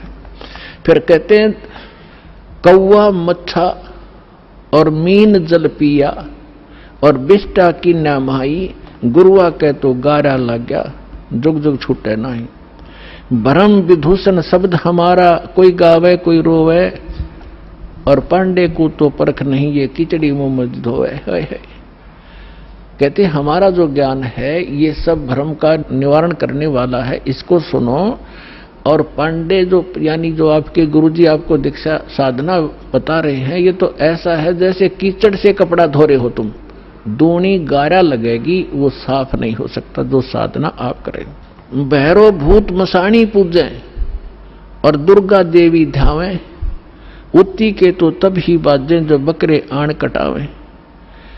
भेड़ पूछ को पंडित पकड़, ये बादो नदी बिहंगा, गरीबदास वो भवजल डूबे नहीं साध सत्संगा, कि जिनको संतों का संग नहीं मिला, सत्संग नहीं मिला, वो भवजल के अंदर ही डूब जाते हैं। भेड़ पूछ को पंडित पकड़े, ये आपके गुरुजी कहते हैं आपको दरिया पार कराने के लिए ऐसा साधन दे रखा है जैसे कोई ये कह दे कि भेड़ की पूछ पकड़ा दे और कहते इसको लेकर दरिया में बढ़ जा, ये पार कर देगी तुझे। तो वो साधन दरिया को पार करने का नहीं है, ये तो आपको अंडरस्टूड है। उसका कौन सा साधन है कि नौका हो ओके, लीक प्रूफ हो, वाटर प्रूफ हो, और उसने रखे और साथ में फिर चलाने वाला सही कार्य बिल्कुल परफेक्ट हो और उसमें बैठे फिर पार होगा।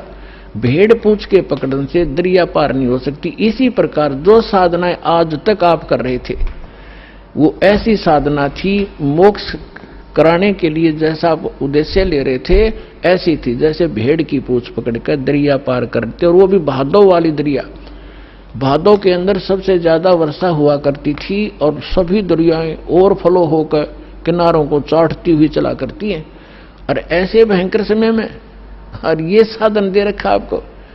तो यहां कहते हैं भेड़ पूछ को पंडित पकड़े भादो नदी विहंगा, और गरीबदास व भवजल डूबे जिन नहीं साध सत्संगा। जिनको संत सतगुरु नहीं मिले वो यहीं डूब जाएंगे। कबीर साहब कहते हैं कबीर इस संसार को समझाऊं के बार, और ये पूछ पकड़ के भेड़ की ये उतरा चाहे पार। अब थोड़ी सी इन नकली गुरुओं की हिंदी करता हूं, उसके बाद आगे आज की कथा सुनाएंगे। अब परमात्मा क्या कहा करते, गरीबदास साहिब को भगवान मिले, सचखंड ले गए, फिर वापस छोड़ा। और परमात्मा ने पहले कहा था कि 12वां पंथ जब गरीबदास 12वें पंथ का जो संचालक होगा, प्रवर्तक, उसके माध्यम से मेरी वाणी पुनः प्रकट होगी, मेरा ज्ञान दूंगा। और बीच में जैसे 600 वर्ष पहले कबीर साहब जी ने धर्मदास जी को जो ज्ञान दिया था वो कबीर सागर में लिपिबद्ध हुआ। तो परमात्मा ने पता था कि बीच में काल के दूत इसमें कोई ना कोई गड़बड़ करेंगे। आप एक अनुराग सागर है, कबीर सागर का एक चैप्टर है, तो ये कबीर पंथी विशेषकर उस अनुराग सागर को ही घसीट रहे थे। और इस कबीर सागर के संशोधनकर्ता ने यो युगलानंद बिहारी जी ने एक टिप्पणी कर रखी है इसमें कबीर सागर में, उसको संशोधित करते हुए कि मेरे पास अनुराग सागर की 45 कापियां हैं, कुछ हस्तलिखित कुछ प्रिंटेड। इनमें बहुत सी ऐसी हैं जो एक दूसरे से मेल नहीं कर रही। तो इसका क्या मतलब है कि जिसने जैसी भी उचित समझा, अब जिस भी संत ने, जो नकली संत थे काल के दूत, जिन्होंने वो समझ में वाणी नहीं आई वो काट दी, अपने अनुकूल जो वो बकवाद करा करता हुआ लिख दी और उसको आगे प्रिंट हो गया। तो उसको कंप्लीट करने के लिए, सुचारू करने के लिए परमात्मा ने कहा था कि संवत 1774 होई ता दिन प्रेम प्रगटे जगलोई, और उसके माध्यम से मेरी पुनः वाणी प्रगट होगी। तो वो गरीबदास जी ने वह कसर, परमात्मा ने गरीबदास जी को सच ऊपर ले गए, फिर वापस छोड़ा, उसमें वो फीड कर दिया। जैसे एक मोबाइल से दूसरे मोबाइल में पूरी की पूरी फिल्म फीड फैक्स हो जाती है और उसमें भी रह जाती है, तो परमात्मा ने ऐसे वो ज्ञान गरीबदास जी ने दिया। तो गरीबदास जी ने फिर इन नकली संतों के बारे में क्या बताया है, कंठी माला सुमरनी ये सभी सिलसिला मेटे, कन फूका गुरुआ मिले है जो जम मारी फेटे। कंठी माला सुमरनी भाई पैरे से क्या हो, ऊपर डूंडा साध का और अंदर रख्या खो। कहते हैं ये ऊपर कंठी पैर ली, माला बना ली, एक मणिये की माला कंठी पहनते हैं कबीरपंथी नकली।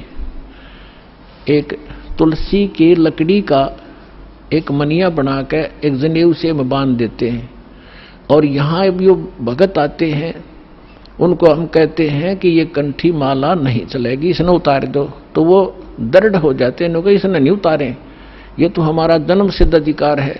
अब परमात्मा क्या कह रहे हैं, कंठी माला सुमरणी ये सभी सिलसिला मेटे, इसने सब छोड़ छाड़ दो, इन तो पार हो गए। अंदर भक्ति सही करो, सत भक्ति करो, सत साधना से मोक्ष होगा इन कंठी और माला ऊपर के दिखावे से, चाहे कपड़े लाल पहन लो और चाहे पैंट कमीज पहन लो, भगत वाले लक्षण और भक्ति सही होगी तो आपका मोक्ष होगा। एक विशेष आडंबर से भगवान नहीं मिलेगा। तो यहां कह रहे हैं कि कंठी माला सुमरणी ये पहरेते हैं क्या हो, ऊपर तो दिखा भगत और अंदर रख्या खो, न साधना ठीक न ज्ञान सही। कंठी माला सुमरणी भाई पहरे से क्या हो, ऊपर ढूंढा साध का अंतर रख्या खो। कन फूका गुरुआ में लह जाने भाव न भेद, जम के हलकारे फिर ये हाथों में लिए बेद। ओए होए होए, अपनात्माओं एक एक वाणी ऐसी अनमोल है महापुरुषों की। कहते हैं कि ये कन फूका गुरुआ मिले, कान में फूक मारनिया और जाने भाव न भेद। और कहते हैं ये काल के हलकारे घूम रहे नकली संत जो वेदों के ज्ञाता माने जाते थे, न कख भी नहीं पता वेदों का। वेद पढ़ने पर भेद न जाने ये बातें पुराण 18, और जड़ को अंधा पत्ते खुआवे भूल सर्जनहारा। अगर इन्होंने वेद पढ़ा होता ये पत्थर पूछते, वेद का ज्ञान होता। तो कहते हैं ये वेदों, ये काल के दूत फिर रहे हैं, वेद को हाथ में लिए लिए। आपने एक नकली महर्षि दयानंद की सारा इतिहास आपके रूबरू कर दिया दास ने, और यो कितना शिखर में चढ़ा रखा था, सिरपद रखा था एक आदमी ने, ऐसा महर्षि नहीं, इस जैसा वेदों का ज्ञाता नहीं। तो ऐसे कहते हैं ये काल के दूत थे, वेदों का नाम ले ज्ञान सारा उल्टा ठोक रखा। तो यहां उसी को प्रमाणित कर रहे हैं कि जम के हिलकारे फिरे ये हाथों में लिए वेद। जहां भी आप महर्षि दयानंद की फोटो देखोगे वेद पहले दर रखे, उसमें चारों दणी संठे काले रखा था, लिखे लिखाए भी सना हो जैसे, और कक का पता नहीं उस आदमी ने।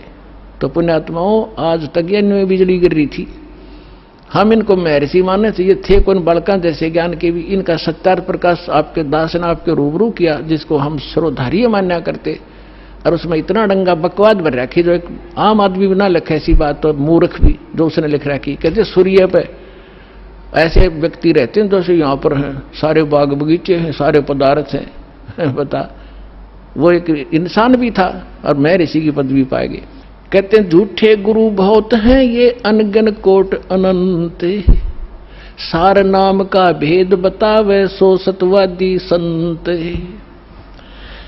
झूठा गुरु काल है ये फांसी दे अड़ाए, मारत है मैदान में वो छलबल बहुत बनाए। झूठा गुरु काल है ये गुरु का दया स्वरूप, या मैं मीन न मेख है जैसा संवल रूख है। एक एक वाणी का निष्कर्ष देखो पुण्यात्मन महापुरुष, ये थे वो महापुरुष भगवान से प्राप्त ज्ञान, यानी ये तत्व ज्ञान है। कहते हैं झूठा गुरु काल है और गुरु का दया स्वरूप, और या मैं मीन न मेख है जैसे संभल रूख। अब जैसे एक संभल का पेड़ होता है, संभल, और संभल के पेड़ पे ये तोता जो होता है, तोता ये वृक्षों को सिलेक्ट कर लेते हैं कि ये वृक्ष, देखते रहते हैं, ताक में रहते हैं कि ये पौधा उगा है, ये पेड़ बनेगा और फिर इसके फल खाऊंगा। तो उस जो ये संभल का पेड़ जब उगता है बहुत सुंदर पत्ते होते हैं, बड़ा हरा भरा होता है, और बड़ा हो जाता तो इतने बढ़िया फल लगते हैं इसके डोडे, और ऐसा लगता है जैसे बहुत ही स्वादिष्ट पदार्थ होगा, लेकिन उसमें होती है रुई।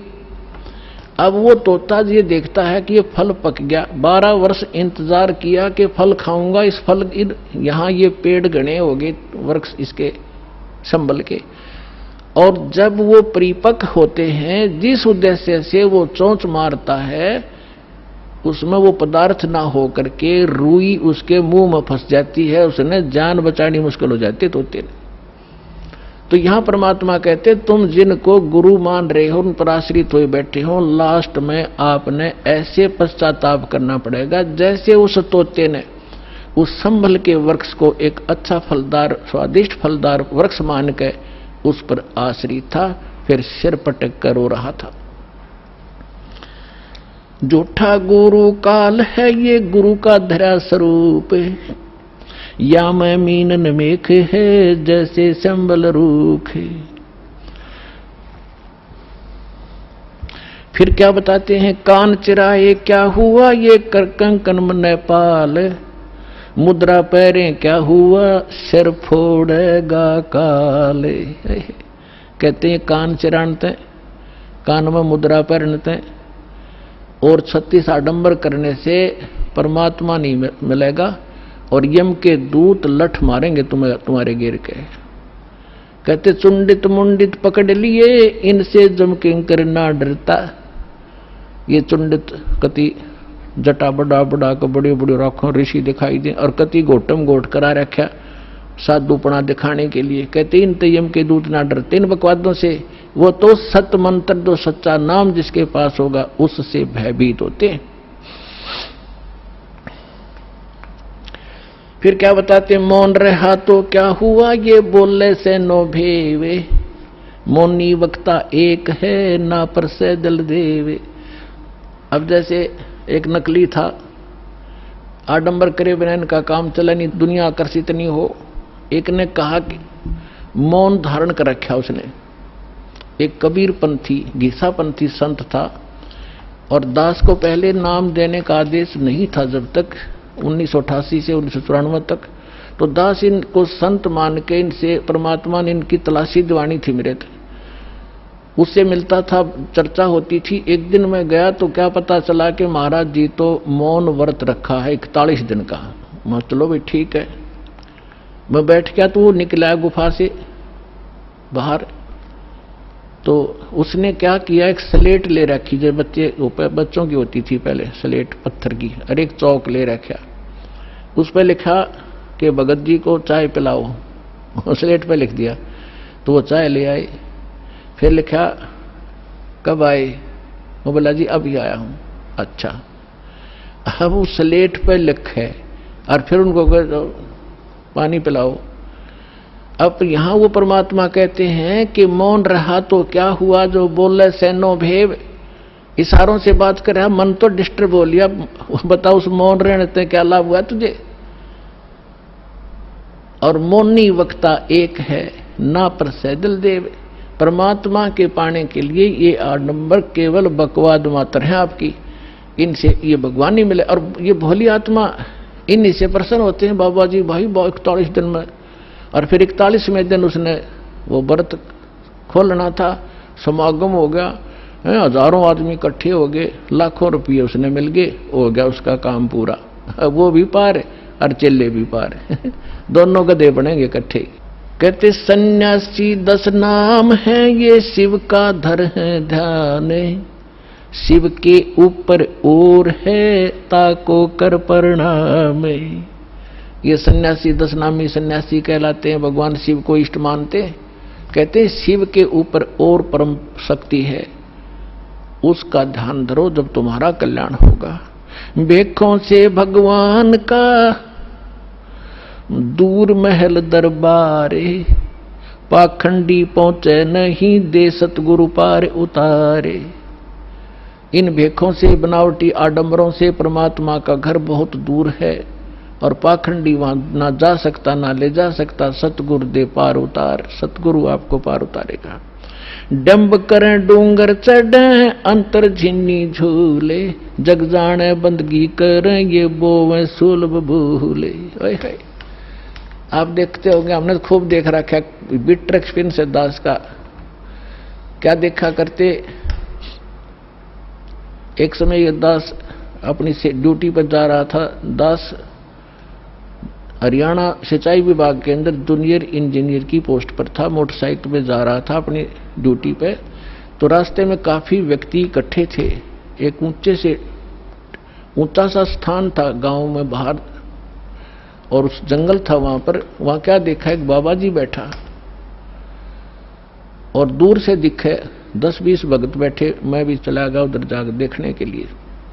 जब तक ये दास को ये ज्ञान नहीं था, साधु संत की ऐसे अट्रैक्शन होती थी। तो वहां बैठे काफी लोग बैठे, दूना ला रखा, इन्होंने सुल्फे पीवे, भर भर चलम वो भी पीवे, और जहां 10 रुपये चढ़ा दें। और तो अब वो ऊंचे पे न्यू बैठे सब न दिखूं ताकि मेरे पुजारी आ जाए।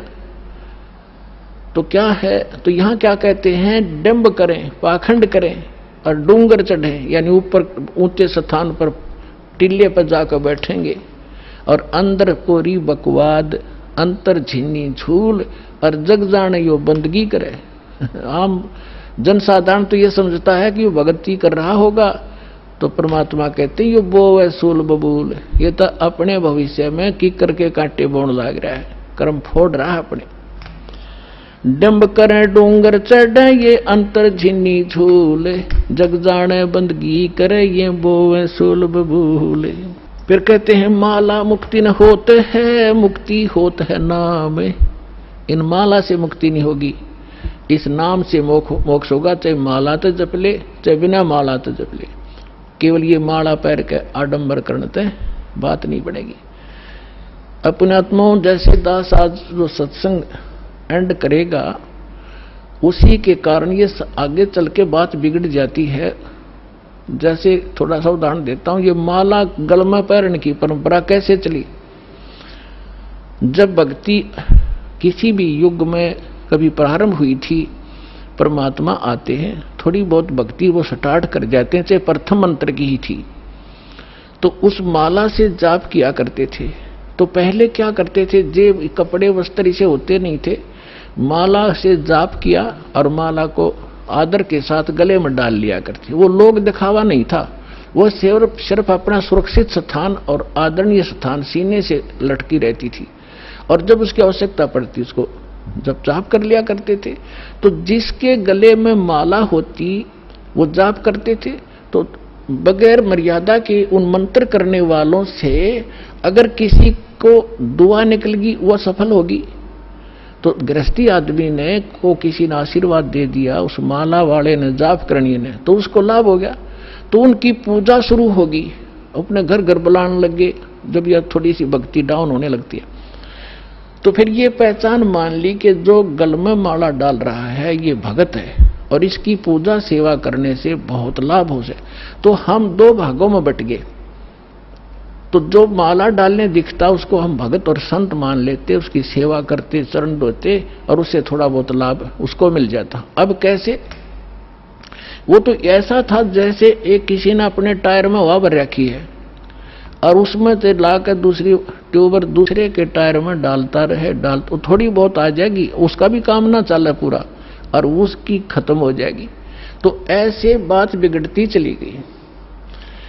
तो ऐसे हम इन नकलियों को जो गल में माला डाला करते, प्रारंभ में तो ये भगत थे, फिर मर्यादाहीन होने से अपनी संग्रहित कमाई को यहीं डिस्ट्रॉय कर जाया करते थे और दोनों यहीं के यहीं रह जाते थे। तो इस प्रकार ये माला का वो प्रचलन चला था। तो फिर लोगों ने जब नो देखा कि माला जिसने डाल रखी है उसको भगत मानते हैं, फिर पाखंडी ने दो दो डालनी शुरू कर दी। तो क्या कहा करता, को पूछता भाई दो क्यों डाल रखी है भगत जी के, दोनों हाथा जप्या करूं मैं। तो उन्होंने सोचा भाई यू और बड़ा भगत होगा तो उसकी और ज्यादा पूजा शुरू होगी। तो जिसने फिर 3-3 4-4 डालनी शुरू कर दी तो चार आले ने ज्यादा पसंद करने लग गया आम भोले भगत। तो न्यो भट्ठा बैठ गया। एक आश्रम के अंदर कुछ भगत, वो गांव वालों ने एक आश्रम बना रखा था, 5-7 कमरे बना रखे थे। इसी तरह हम ज्ञानहीन होने से हम इन नकलियों के मजदूर बने रहे। हम इनको ये थोड़ी बहुत भक्ति कर दे जैसी, और फिर हम उनसे सेवा करके रोटी टूका खुआ कर थोड़ा बहुत राहत हम ले लेते, हम इनके भिखारी बने रहा करते थे। अब दास चाहता है कि घर घर में सब धनवान हो, भगवान के खजाने में कोई कमी है, जो भक्ति करेगा वो धनी हो जाएगा, भगवान की भक्ति का सारे सुख आपको प्राप्त होंगे, हम क्यों किसी के मुंह की तरफ देखेंगे। फिर तो क्या था, उसमें 5-7 कमरे बना रखे थे, वहां पर साधु संत आया करते थे और गांव के लोग वहां सेवा करने जाते थे। तो वो क्या किसकी सेवा करा करते, जो ज्यादा भजन करता दिखे उन्होंने क्या पहचान कर रखी थी कि ज्यादा भजन कौन करता है? जो सबसे पहले उठ कर स्नान करके और अपने भजन पर बैठ जाता है। तो भगत वहां जो रहते थे सेवादार एकादा, तो गांव वाले उनसे पूछा करते थे कि आज पहले कौन सा उठा था, कि आज जो उनके लंगोट सूखा करते बाहर, एक एक कॉपीन रखते थे, वो धो के सुखा के और अपने भजन पर बैठ जाते थे। तो जो सबसे पहले बता देते थे कि ये उठा था सबसे पहले, ये इसी का लंगोट सूख रहा, तो उसी की पूजा ज्यादा लोग करने लगे। और दूसरे जो लेट उठते थे उनको वो विशेष ध्यान नहीं देते थे, उसी का पूजा करनी, उसी को प्रणाम करना, उसी के पैर दबाने। तो दूसरे एक उनमें नकली था, आलसी सा आदमी, उसने सोचा भाई यू के चक्कर है, इसकी पूजा क्यों हो रही है? तो उसने पता चला कि वो बखत उठा है, इसलिए यार इनने पहचान कर रखी है लंगोट की, इसका पहले सूख्या पावे। वो क्या करने लग गया, उन तो सबसे पहले उठा आध घंटा, और इतना आलसी था और नाव भी ना था, लंगोट ने पानी में बेकर सबसे पहले टांग देवड़ा और उल्टा ही सो जावे। तो वो उन्होंने पूछा भाई ये किसका लंगोट है? कि ये इस महात्मा का है। वो सारे उन सारे ने छोड़ देगा, उस नकली के लाग गए साथ, उस लंगोट की पहचान करके पहले कौन सा उठे रात ने। तो हम न्यो भक्ति का नाश कर लिया। तो यहां परमात्मा कहते हैं माला मुक्ति न होते है, ये मुक्ति होते है नाम। एक अक्षर बाहरा, ये उजड़ भला नगाम। कहते माला मुग्ध गंवारे को, गल में पैरा काठ। दगड़े दोजक के चल्या, लखी न सतगुरु बाटे। माला मुग्ध, इस मूर्ख ने गल में काठ पैर रखा, इतना मोटे मोटे मणिये। और दोजक, दगड़े दोजक के चला, नरक के रास्ते को पकड़ रखा है। लखी ना सतगुरु बाट, यानी सतगुरु के मार्ग का इसको पता नहीं चला। मूंड मुंडावे मूर्खा, ये कर हैं घोट में घोटे। बार भेख बनावे ही, अंदर गिन अनगिन खोटे। ये मूंड मुंडावे मूर्खा, यानी उस तरह फिरा लेते हैं, कचकोला कोरा कटवा लेते हैं। और कर मूंड मुंडावे मूर्खा, और कर हैं घोट में घोट। और बाहर भेख दिखावे ही, बाहर तजनो दिखे बड़ा महात्मा होगा, अंदर अनगिन खोट। केले की कोपीन है, ये फूल पान पल खाही। नर का मुख नहीं देखते, जो बस्ती निकट ना जाई। एक समय इस दास को ये ज्ञान प्राप्त हुआ, तो हम अपने ऑफिस में बैठ के फिर तो हमारे पास एक यही चर्चा हो जाती है, जो भी जिसने हमारी बात सुनावी थी उसको चर्चा शुरू कर देते थे। तो उनमें से एक कहने लगा कि नहीं, आपने संत तो देखे नहीं है।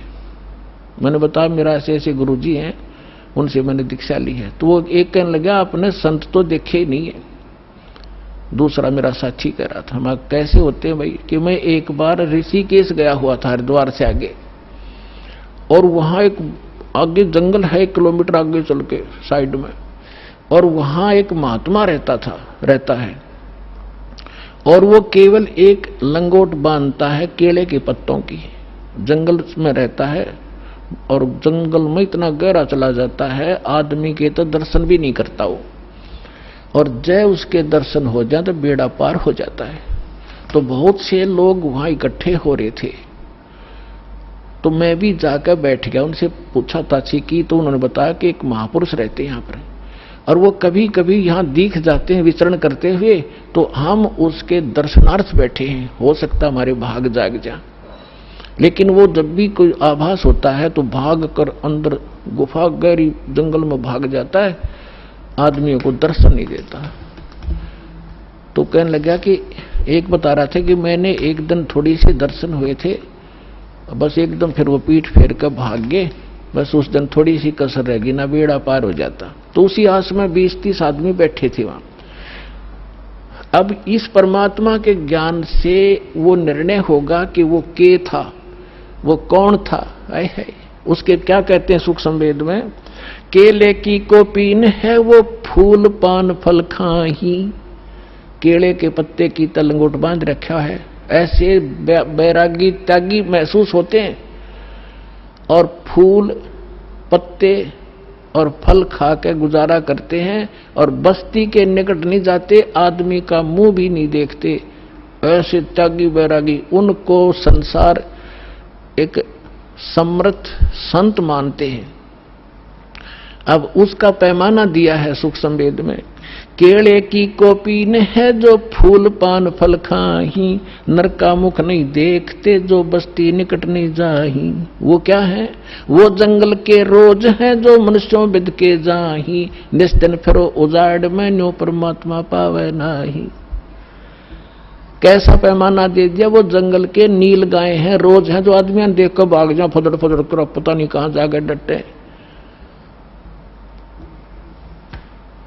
ये जंगल के रोज है, जब नाम से मोक्ष होगा, इन बकवादों से होगा। इस जंगल में पशु सारे नंगे फिरे और भाग जाते हैं, मर्ग भी भाग जाते हैं आदमी से डर के। फिर इसका समाधान बताते हैं। डेरे डंडे खुश रहो, ये खुसरे लेना मोक्षे। दरु प्रहलाद पार उतर गए, फिर डेरे में क्या दोष। परमात्मा देखो, और तो उदाहरण उनके पास था नहीं जब ये ज्ञान मालिक दिया करते थे। हम धरु और प्रहलाद को मुक्त मानते हैं। मानते हो कहां जी? तो जब धरु और प्रहलाद तुम कहते हो पार हो गए, उनके इतिहास देखो पढ़ के। प्रहलाद जी 10 वर्ष के थे जब नरसिंह जी आए, उनको मिले, यानी परमात्मा प्राप्ति हुई। भक्ति वो पहले से ही कर रहे थे और फिर उन्होंने शादी करवाई। और जो राजा बलि था, जिसने वो 100 अश्वमेध यज्ञ करी थी इंद्र की गद्दी प्राप्त करने के लिए, और जिसके लिए भगवान आए थे 52 रूप बना के, तो वो प्रहलाद का पोता था, बैलोचन का लड़का था। तो उनने ब्याह करवाया, बालक हुए और वो पार हो गए। और ध्रुव का भाई था उत्तम, उसकी मृत्यु हो गई थी। फिर ध्रुव ने ब्याह करवाया और उत्तम वाली पत्नी भी उसके साथ रखी उसने, तो वो भी पार हो गया। तो कहने का भाव ये नहीं है कि तुम जो बकवाद करते हो कि ब्रह्मचारी जंगल में गए वो पार होंगे। नहीं, अगर ब्रह्मचारी पार हो तो ये हिजड़े तो सब तो पहला पार हो जा, उनका तो 5-6 नंबर आवे। लेकिन मोक्ष होगा भक्ति से, चाहे ब्रह्मचारी हो रहा कर लो, और चाहे ये खुसरे कर लो, और चाहे गृहस्थी कर लो। दुराचार बुरा बताया, ये तो वैसे अच्छा नहीं, वैसे भी बेहुदी बातें हैं। तो कहने का भाव है भक्तों के तो वैसे सतर के काम नहीं है। तो इस प्रकार क्या कहते हैं? डेरे डांडे खुश रहो, डेरे डांडे खुश रहो, खुसरे लेना मोक्ष। और दुरुपर लाद भी पार हो गए। फिर गृहस्थी में के दोष? अपने आत्माओं ये नो काम बिगाड़े हैं। एक बार गरीबदास साहिब जी जब परमात्मा से परिचित हो चुके थे और अपना ज्ञान प्रचार भी करते थे, कोई उसके उनके पास आ जाता था तो ज्ञान भी देते थे, दीक्षा देते थे, केवल सिंपल सी, ये मूल ज्ञान नहीं देते थे। फिर भी उनसे बहुत राहत मिलती थी, वो समर्थ थे, आशीर्वाद से भी लाभ देते थे, संसारिक सुख दिया करते। तो उन एक आपको बताता हूं इनकी कैसी दुर्गति होती है। जग जाने यो बंदगी कराइए बोए सोल बबूल। एक बेरी गांव है रोहतक जिले में, अब वो झज्जर में हो गया। तो वहां का उस गांव का एक व्यक्ति था हरलाल नाम का, और वो धार्मिक व्यक्ति था घना। उसने एक साधु रख लिया अपने घर पे कि महाराज आप यहां रहो। उसके लिए एक चौबारा बनवा दिया ऊपर, आप यहां रहो, हमने सेवा मिल जाएगी, हमारे कर्म बन जाएंगे, आपकी भक्ति बन जाएगी। आपने भक्ति करनी है, आप बाल ब्रह्मचारी हो, घर छोड़ रखा, कहाँ भाई, ठीक है, होगी सेटलमेंट। उसका ऊपर चौबारा बना दिया, एकांत में उसको बढ़िया भोजन दे सुबह शाम, और वो अपना भजन करे, जैसा भी वो सोच रहे थे भजन करे। और वो भजन उसके पास भक्ति थी ये नहीं हुआ। तो क्या हुआ कि वो क्या करता था, बढ़िया माल खावे और आप खावर सो जावे, या जिसी भक्ति थी अटपट की वो साधना करे थोड़ी बहुत देर, वो भक्ति मोक्षदायक थी नहीं। तो क्या हुआ, कुछ दिनों के बाद उस संत की मृत्यु होगी, अंतिम संस्कार कर दिया।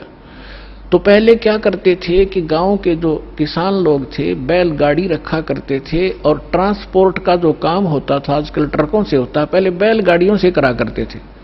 तो बेरी से और इधर नजफगढ़ साइड में जाया करते थे, वो अपनी उस मंडी से सामान लाते थे, जैसे वहां से गुड़ ले आए, बूरा ले आए, इधर से बाजरा ज्वार ले जाते थे भर के, ऐसे वो ट्रांसपोर्ट करते थे। एक दिन गरीबदास साहिब जी उसी रास्ते पर, जो रास्ता गांव छुड़ानी से होकर बेरी से और आगे जाता था नजफगढ़ साइड में, तो वहां कुआं था एक, उस कुएं पर बैठ कर गरीबदास जी स्नान कर रहे थे। सुबह सुबह गर्मियों का मौसम था, 5 बजे उधर से वो हरलाल गाड़ी लिए आ रहा था, और उसने जो बैल एक जोड़ रखा था, वो बैल था गोरे कलर का, लाल रंग का, और वो क्या उसने, वो बैठ गया, वो बैठता था ऐसे, और वो हरलाल उतर कर फिर उसका लठ मारता, उसने फिर जबरदस्ती ठाता, फिर वो आधा किलोमीटर ठीक चलता और फिर बैठ जाता। तो वो कुदरती वहां बैठ गया आकर जहां गरीबदास जी नहा रहे थे, स्नान कर रहे थे। तो गरीबदास जी न्यो के न्यो उठ के धोती बांध रखी थी नहाते नहाते, और वहां गए उस बैल के पास जो बैठ गया था, एक बैल खड़ा था, गाड़ी रुक गई थी। तो उन्होंने उसके कान में कोई बात कही, वो एकदम खड़ा हो गया, वो बैल खड़ा हो गया। तो किसान ने तो यह बड़ी बात थी, बैल ठीक चलने लग गया, और वो वहां से लेकर बेरी लगभग 10-15 किलोमीटर पड़े है छुड़ानी तक, बेरी तक वो बैठा नहीं। उधर से राम रमी हुई, महाराज कौन हो आप? भाई गरीबदास नाम है मेरा, और यू क्या हो गया? कुछ ना, बस आगे इसका समझ में। जब तो वो चला गया, फिर उसने जाकर देखा, उसका जब न्योना जची कि खड़ा हो गया गरीबदास, फिर बैठेगा थोड़ी दूरी पे, वो ना बैठा। तो फिर उसने पता करा भाई वो बैल ही इतना, इस दूसरे तो भी आगे चल रहा है, तो इतना तेज चल रहा है, क्या चक्कर है? उसने क्या कर दिया इसके कान में? तो वो वापस आया, जब उस गांव में रुक गया और पूछा वह गरीबदास कौन है? वो कुदरती परमात्मा वहीं आगे स्नान, वो गरीबदास जी उसी टाइम से स्नान, उसने नहीं सोचा इस टाइम से आया कर वो नान भगत और वहां मिल लेगा। तो जब वो स्नान करना, पता था भगत किस लिए आ रहा है, वो तो परमात्मा से परिचित हो चुके थे। तो जब उसने देखा कि वो आदमी है जो उस दिन बैल के कान में कुछ इसने फूक फाक मारी थी, प्रणाम किया और पूछा भगत जी आपने इस बैल के कान में क्या बोल दिया? ये तो उसके बाद डटा नहीं डटता और ना बैठता, आप तो वे पहुंचे हुए महात्मा हो। अब इतना गरीबदास जी का उसमें ज्ञान इतना था नहीं, क्योंकि हम घर का जोगी जोगड़ा और बाहर का जोगी सिद्ध, ये तुम्हारी पुरानी आदत है। तो गरीबदास जी ने कहा कि अब बैठ जा, बताऊंगा क्या कह दिया मैंने। आपके घर में चौबारे में एक बाबा जी रहा करता, संत भगत अखा जी रहता था। कहाँ गया वो? तो उस अरलाल भगत ने, किसान था वो जाट, उसने बताया जी वो तो मृत्यु को प्राप्त हो गया, 4-5 वर्ष हो गए। परमात्मा ने कहा कि ये बैल ओए है तेरा बाबा जी, इस नकली पर भक्ति बनी नहीं, सत साधना इसके पास थी नहीं, यू खावा था सोवा था, नकली डड़े डोया था, कंकर पत्थर कट्टे करे, साधना ठीक नहीं थी। ये वही बाबा जी है, वो भगत जो घर छोड़ कर चला गया था, ब्रह्मचारी भी था, बैल बनकर गाड़ी खींच रहा है, क्योंकि तेरा खा रखा था इसने, पूरा करना पड़ेगा वापस। मैंने इसको ये कहा भाई भगत जी, चाहे तो लठ खा के इसका दे दे और चाहे अपना स्वभावक पूरा कर दे, पूरा करे पीछा छूटेगा तेरा। इसका समझ में आ गई, अब ये तेरे पूरे करेगा। अब पुणात्मा देखो, अब जो भी कोई साधना कर रहे हैं वो हैं परमात्मा के बच्चे, किसी ना किसी जन्म में वो मालिक के साथ रहे। आगे साधना नहीं मिलती तो वो 84 लाख योनियों में चले जाते, और परमात्मा ने वहां भी दया करा दी अपने गरीबदास जी के माध्यम से। अरलाल का मन फेर दिया कि भाई भगत था यो, और यू बैल बन गया, इसकी दुर्भाग्य। पर आज के बाद इसने मैं गाड़ी में नहीं जोड़ूंगा, अलग से बांध दिया चारा चरावे और बैठा रहे। देख परमात्मा ने भगत की वहां भी रक्षा कर दी और सुविधा दे दी, लेकिन भक्ति बिना क्या बने, अगला जन्म उसका सूर का होगा, फिर क्या सुविधा देंगे। तो पुण्यात्माओं, ये सौभाग्य आपका, आपको अनमोल रत्न मिल रहा है, इसने संभाल कर रखियो। अब जो प्रसंग चल रहा था, दास आपको बता रहा था कि अब आपको वो अनमोल वस्तु मिल गई है जो आज तक किसी को प्राप्त नहीं हुई। आपका भक्ति धन थोड़ी ही साधना से अत्यधिक बन रहा, संग्रहित हो रहा है, और इसी भक्ति धन से आपको यहाँ की भौतिक सुविधाएं भी प्रयोग करनी है और आगे चलने के लिए भी इसको सुरक्षित रखना है, इसको बांटना नहीं। अपने आत्मा कुछ दिनों के बाद जिसने 1-2 वर्ष साधना या कर ली भगवान की सत साधना, तो आपका जो भक्तिहीन हो जाओगे, आप किसी को आशीर्वाद दे दोगे ना, वो भी फलने लग जाएगा। आपके पंचर हो जाएगा और उसमें हवा भरने लग जाएगी, आप भी डाउन हो जाओगे, यही रह जाओगे। आपकी गाड़ी खड़ी हो जाएगी और उसने उसका लाभ होना नहीं, क्योंकि दोनों को फुल एयर चाहिएगी टायर में आगे गाड़ी बढ़ाने के लिए, और वो अलग सिस्टम है जो दास आपको दे रहा है। इससे पंप सारे भरो और अपनी गाड़ी चलाओ। एक दूसरे मूर्ख होगा जो अपने टायर में दूसरे के टायर में हवा भरे, दोनों कंडम हो जाओगे। तो इस साधना से हम ऐसे बिगड़ जाते हैं।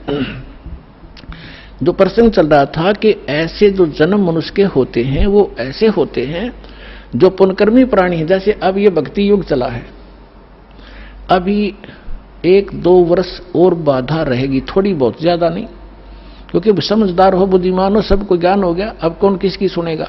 फिर 1-2 वर्ष के अंदर पूरे विश्व में फैल जाएगा, सब आपके साथी समर्थक हो जाएंगे, फिर बातें खत्म हो जाएगी। फिर जो मर्यादा आप करोगे आपका सहयोग देंगे और वो भी वो मर्यादा ही पालन कर रहे होंगे, तो आपका भक्ति खंड नहीं होगा, आप भी सफल होंगे और वो भी होंगे। फिर क्या होगा कि कुछ दिनों में आपको इतना सुख हो जाएगा, क्योंकि भगवान सुख सागर है। तो ये सावधानी बरतना कि इस सुख में परमात्मा से दूर ना होना, क्योंकि ये सुख मालिक से दूर करता है, और उसको होगा जिसका नाम खंडित हो जाएगा। या सांसारिक सुख, जैसे किसी व्यक्ति का नाम खंडित हो गया या किसी कारण से उसने नाम त्याग दिया, 2-3 वर्ष साधना करके वो चला गया, अब उसको फिर भी सुख हो रहे हैं और वो भक्ति भी दूसरी करने लग गया, या भी छोड़ दी है या यही मंत्र कर रहा है, उसने आना बंद कर दिया है, तो वो कनेक्शन तो कट गया। आगे चार्जर नहीं है उसका, लेकिन पिछला चार्ज जो बैटरी है वह काम कर रही है। अब वो काफी अच्छा चार्ज हो गया तो घरे दिन भी काम कर देगी, लेकिन वो ये सोच रहा होगा कि मेरा क्या बिगड़ गया। अब फिर बिगड़ेगा, जब ऐसा बिगड़ेगा कि किसी प्रकार समझ में नहीं आएगा उसके। अब इतना ज्ञान दिया जाता है, मैं कोई बालक नहीं या वैसे थूक बिलो हूं, कोई लालच हो मुझे। 2 रोटी भगवान ने दे रखी थी, जेई की नौकरी थी, बढ़िया काम चल रहा था, परमात्मा ने पहले भी ठीक से घर में गुजारा ऐसे जन्म दे रखा था जहाँ रोटी टाइम पर ठीक मिले थी। तो दास ने पता चला कि मेरे जैसे दुखिया सारे ही हैं जिनको भगवान की चाह हर धक्के खा रहे हैं। मुझे पता लग गया, तो सबको आवश्यकता इस भगवान की, इस ज्ञान की। तो इसलिए दास ने इस पर कदम उठाया। तो इस प्रकार जैसे आप जो सफल होगे। और एक बात और ध्यान रखना, आप यहां केवल उसी उद्देश्य को लेकर ना आना कि जैसे रोगी है वो रोग ही स्वस्थ हो, जिसको पुत्र की संतान नहीं है वो संतान ही हो तो बात बने। अगर संतान भी आपको आवश्यक होगी देनी तो यही मिलेगी, पृथ्वी पर कोई नहीं देगा आपने। और जो आपका रोग निवारण होगा तो यही होगा, पृथ्वी पर कहीं होगा भी नहीं, और होगा ही होगा, रोग तो निवारण होगा ही होगा। बाकी संतान भी परमात्मा अगर चाहेगा तो सब कुछ कर सकता है। उसका एक लंबा इतिहास है, फिर बताऊंगा, ऐसी बात नहीं। यहाँ हजारों ऐसे प्रमाण हैं जिनके 10-10 वर्ष, 12-12 वर्ष और 15-15, 20-20 वर्ष ब्याह न हो गए थे और बच्चा नहीं था। सारे सब आजकल तो सारे जो है ना ये भौतिक और सारे ट्रीटमेंट हैं, ये भी करवा के छक लिए थे मालिक ने, उनको भी संतान दे दी। ये तो कोई बड़ी बात नहीं है, लेकिन हमारा आपका मूल उद्देश्य मोक्ष हो। और आपको पार करने के लिए परमात्मा जैसे भी आपको रखे वैसे ही रहो। जैसे डॉक्टर के यहाँ मरीज होता है और उसको थोड़ा बहुत कष्ट भी बन रहा है, वो जैसे भी कोई ट्रीटमेंट करे, इंजेक्शन लगाओ जब भी थोड़ा बहुत दर्द तो होएगा। अब उस इंजेक्शन ना लागने दे फिर वो ट्रीटमेंट क्या करेगा डॉक्टर। तो थोड़ी बहुत संकट, थोड़ा बहुत कष्ट आपको महसूस भी हो, वो गॉड गिवन समझना। किस लिए परमात्मा हमें उदाहरण देते हैं अपने ऊपर ही। कहते हैं कबीर सुख के माथे पत्थर पड़ो, जो नाम हृदय से जावे, बलिहारी व दुख के जो पल पल नाम रटावे। परमात्मा कहते हैं तुम ऐसे मांगना मेरे से कि हे भगवान, इसे सुख के आग लगो जिस जो आपसे दूर करे। हे परमात्मा, ऐसा दुख बलिहारी उस दुख के, ऐसा दुख बना रहे जिससे आपकी याद बनी रहे, ऐसा सुख ना देना भगवान जो आपसे दूर करे। तो आप ये समझ लेना, छोटी मोटी जो ठूठा आपका रख रहेगी ये गॉड गिवन होगी, ताकि वो मन बकवाद ना करे, इसने मौत दिखे जा, और तभी ये भक्ति करेगा, न करने ना दियो। ऐसा खतरनाक एलिमेंट है ये। तो पुणात्मा, ये परमात्मा का ट्रीटमेंट चलेगा जब आप इसकी शरण में आगे। डॉक्टर के हॉस्पिटल में एडमिट एक पेशेंट अपनी चलाओगा तो वो रोग नहीं कटवाना चाहता, वो तो बकवाद कर रहा है, व्यर्थ में टाइम वेस्ट कर रहा है। तो आप यहां आगे हो, भगवान कोई बालक नहीं, आपके भविष्य की जानता है। अब जैसे किसी को एक्सीडेंट हो गया और उसका ब्लड चल रहा है, ब्लीडिंग हो रही है, तो डॉक्टर सबसे पहले उसकी कोशिश करेगा कि ब्लड रोकूं, चाहे उसकी टांग में कितनी पीड़ा हो रही हो, फ्रैक्चर भी हो रहा हो, उसने नहीं संभालेगा कि ये दर्द होने दे थोड़ा, पहले इसकी जान बच चली जाएगी जब ब्लड नहीं रोका थे।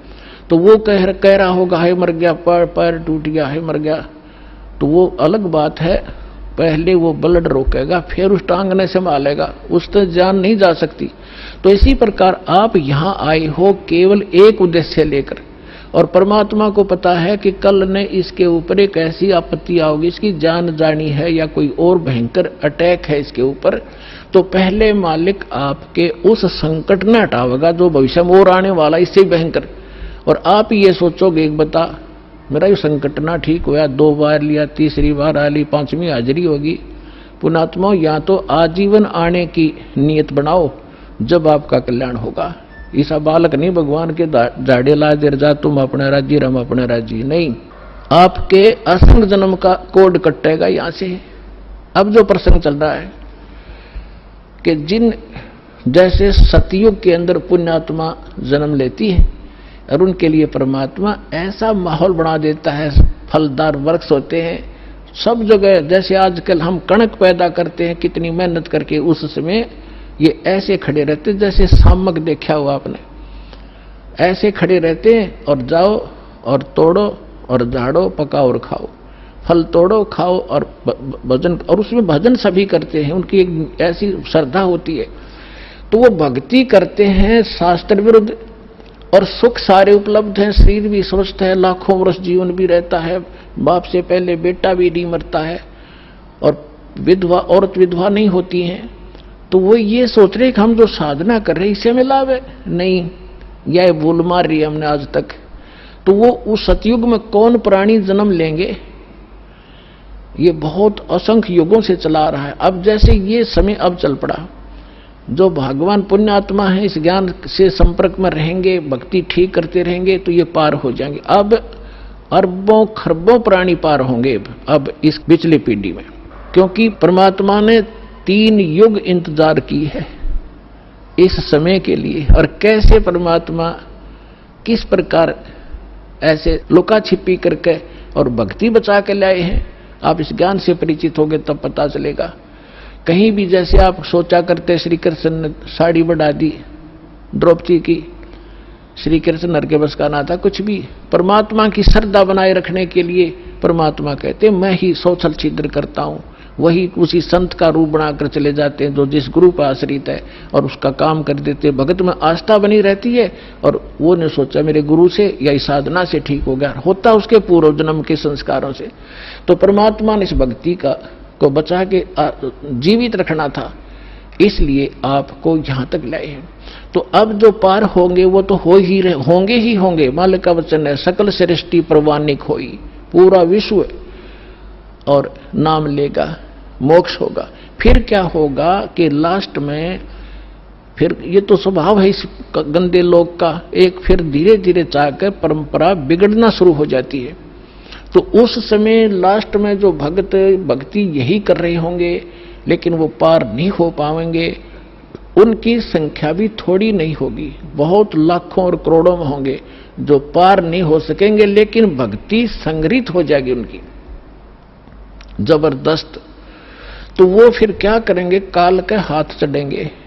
उन्हीं में से ब्रह्मा विष्णु महेश ये देव और ये सब बनाए जाएंगे, गणेश और ये जो जितने भी देवता हैं, इंद्र, कुबेर, वरुण, धर्मराज, ये 33 करोड़ देवता इन्हीं में से सिलेक्टेड होते हैं। और फिर इनको ऊपर रखेगा, ऊपर के लोकों में इनकी पुण्य इनके साथ होंगे। फिर वहां इसका टैक्स है, अपना टैक्स अलग लेगा और अपना वह माल बेचेगा वो न्यारा। तो इनके पुण्य समाप्त जब हो जाएंगे फिर ये दोबारा सतयुग में जन्म लेंगे। वो पिछले वाले जो ऊपर लुटन लग रहे हैं वो इस सतयुग में आएंगे, और अब वाले फिर काफी वर्षों के बाद वो आएंगे फिर सतयुग में। अब सतयुग में होंगे ये भक्ति संग्रहित प्राणी जो अब करेंगे। शास्त्र अनुकूल साधना अब मिली इनको, आज तक शास्त्र अनुकूल साधना नहीं थी। 4 युग का हिसाब लगा के देख लो, जब किसी के पास आज तक ये शास्त्र अनुकूल साधना हो या भक्ति की हो किसी ने, तो भक्ति अभी शुरू होगी। तो इनमें से बचे हुए फिर उसी गेड़ में आगे। सतयुग में जन्म हुआ, फिर वही त्रेता में, द्वापर में, और फिर कलयुग के इसी समय में फिर दाव लगेगा इस मोक्ष का। और ईब चूकिए तो फिर वही चक्कर, इंद्र हजारों वर्ष युगों तक आप वह इंद्र की पोस्ट पर रहोगे, हजारों वर्षों तक देवताओं के स्वर्गलोक में अपना माल खाओगे, बर्बाद करोगे पूंजी को। और फिर यदि आगे भगवान फिर कोई संत नहीं मिले, इतने जन्म मनुष्य के होकर भी फिर आप 84 लाख योनियों में चक्कर खाओगे। तो ये आज का विषय था कि आज आपको वो दाव लगा है, इसको संभाल के रखना। आपको मानव शरीर प्राप्त हुआ है, आपको 600 वर्ष पहले परमात्मा आए थे, तब भी आप मालिक की शरणों में थे। 64 लाख शेष थे, ये 64 लाख तक पहले आएंगे। उसके बाद फिर परमात्मा ने ये अपना प्रचार फैला दिया है। जैसे आपको बताया गया है कि ये वाणी उसको भी, जैसे कागभूषण की कथा सुनाई थी, 6 महीने कथा सुनकर उसका थोड़ा सा असर हुआ कि नाम ले लूं, तो ये इतना प्रचार होगा इस वाणी का, आंधी सी उठेगी।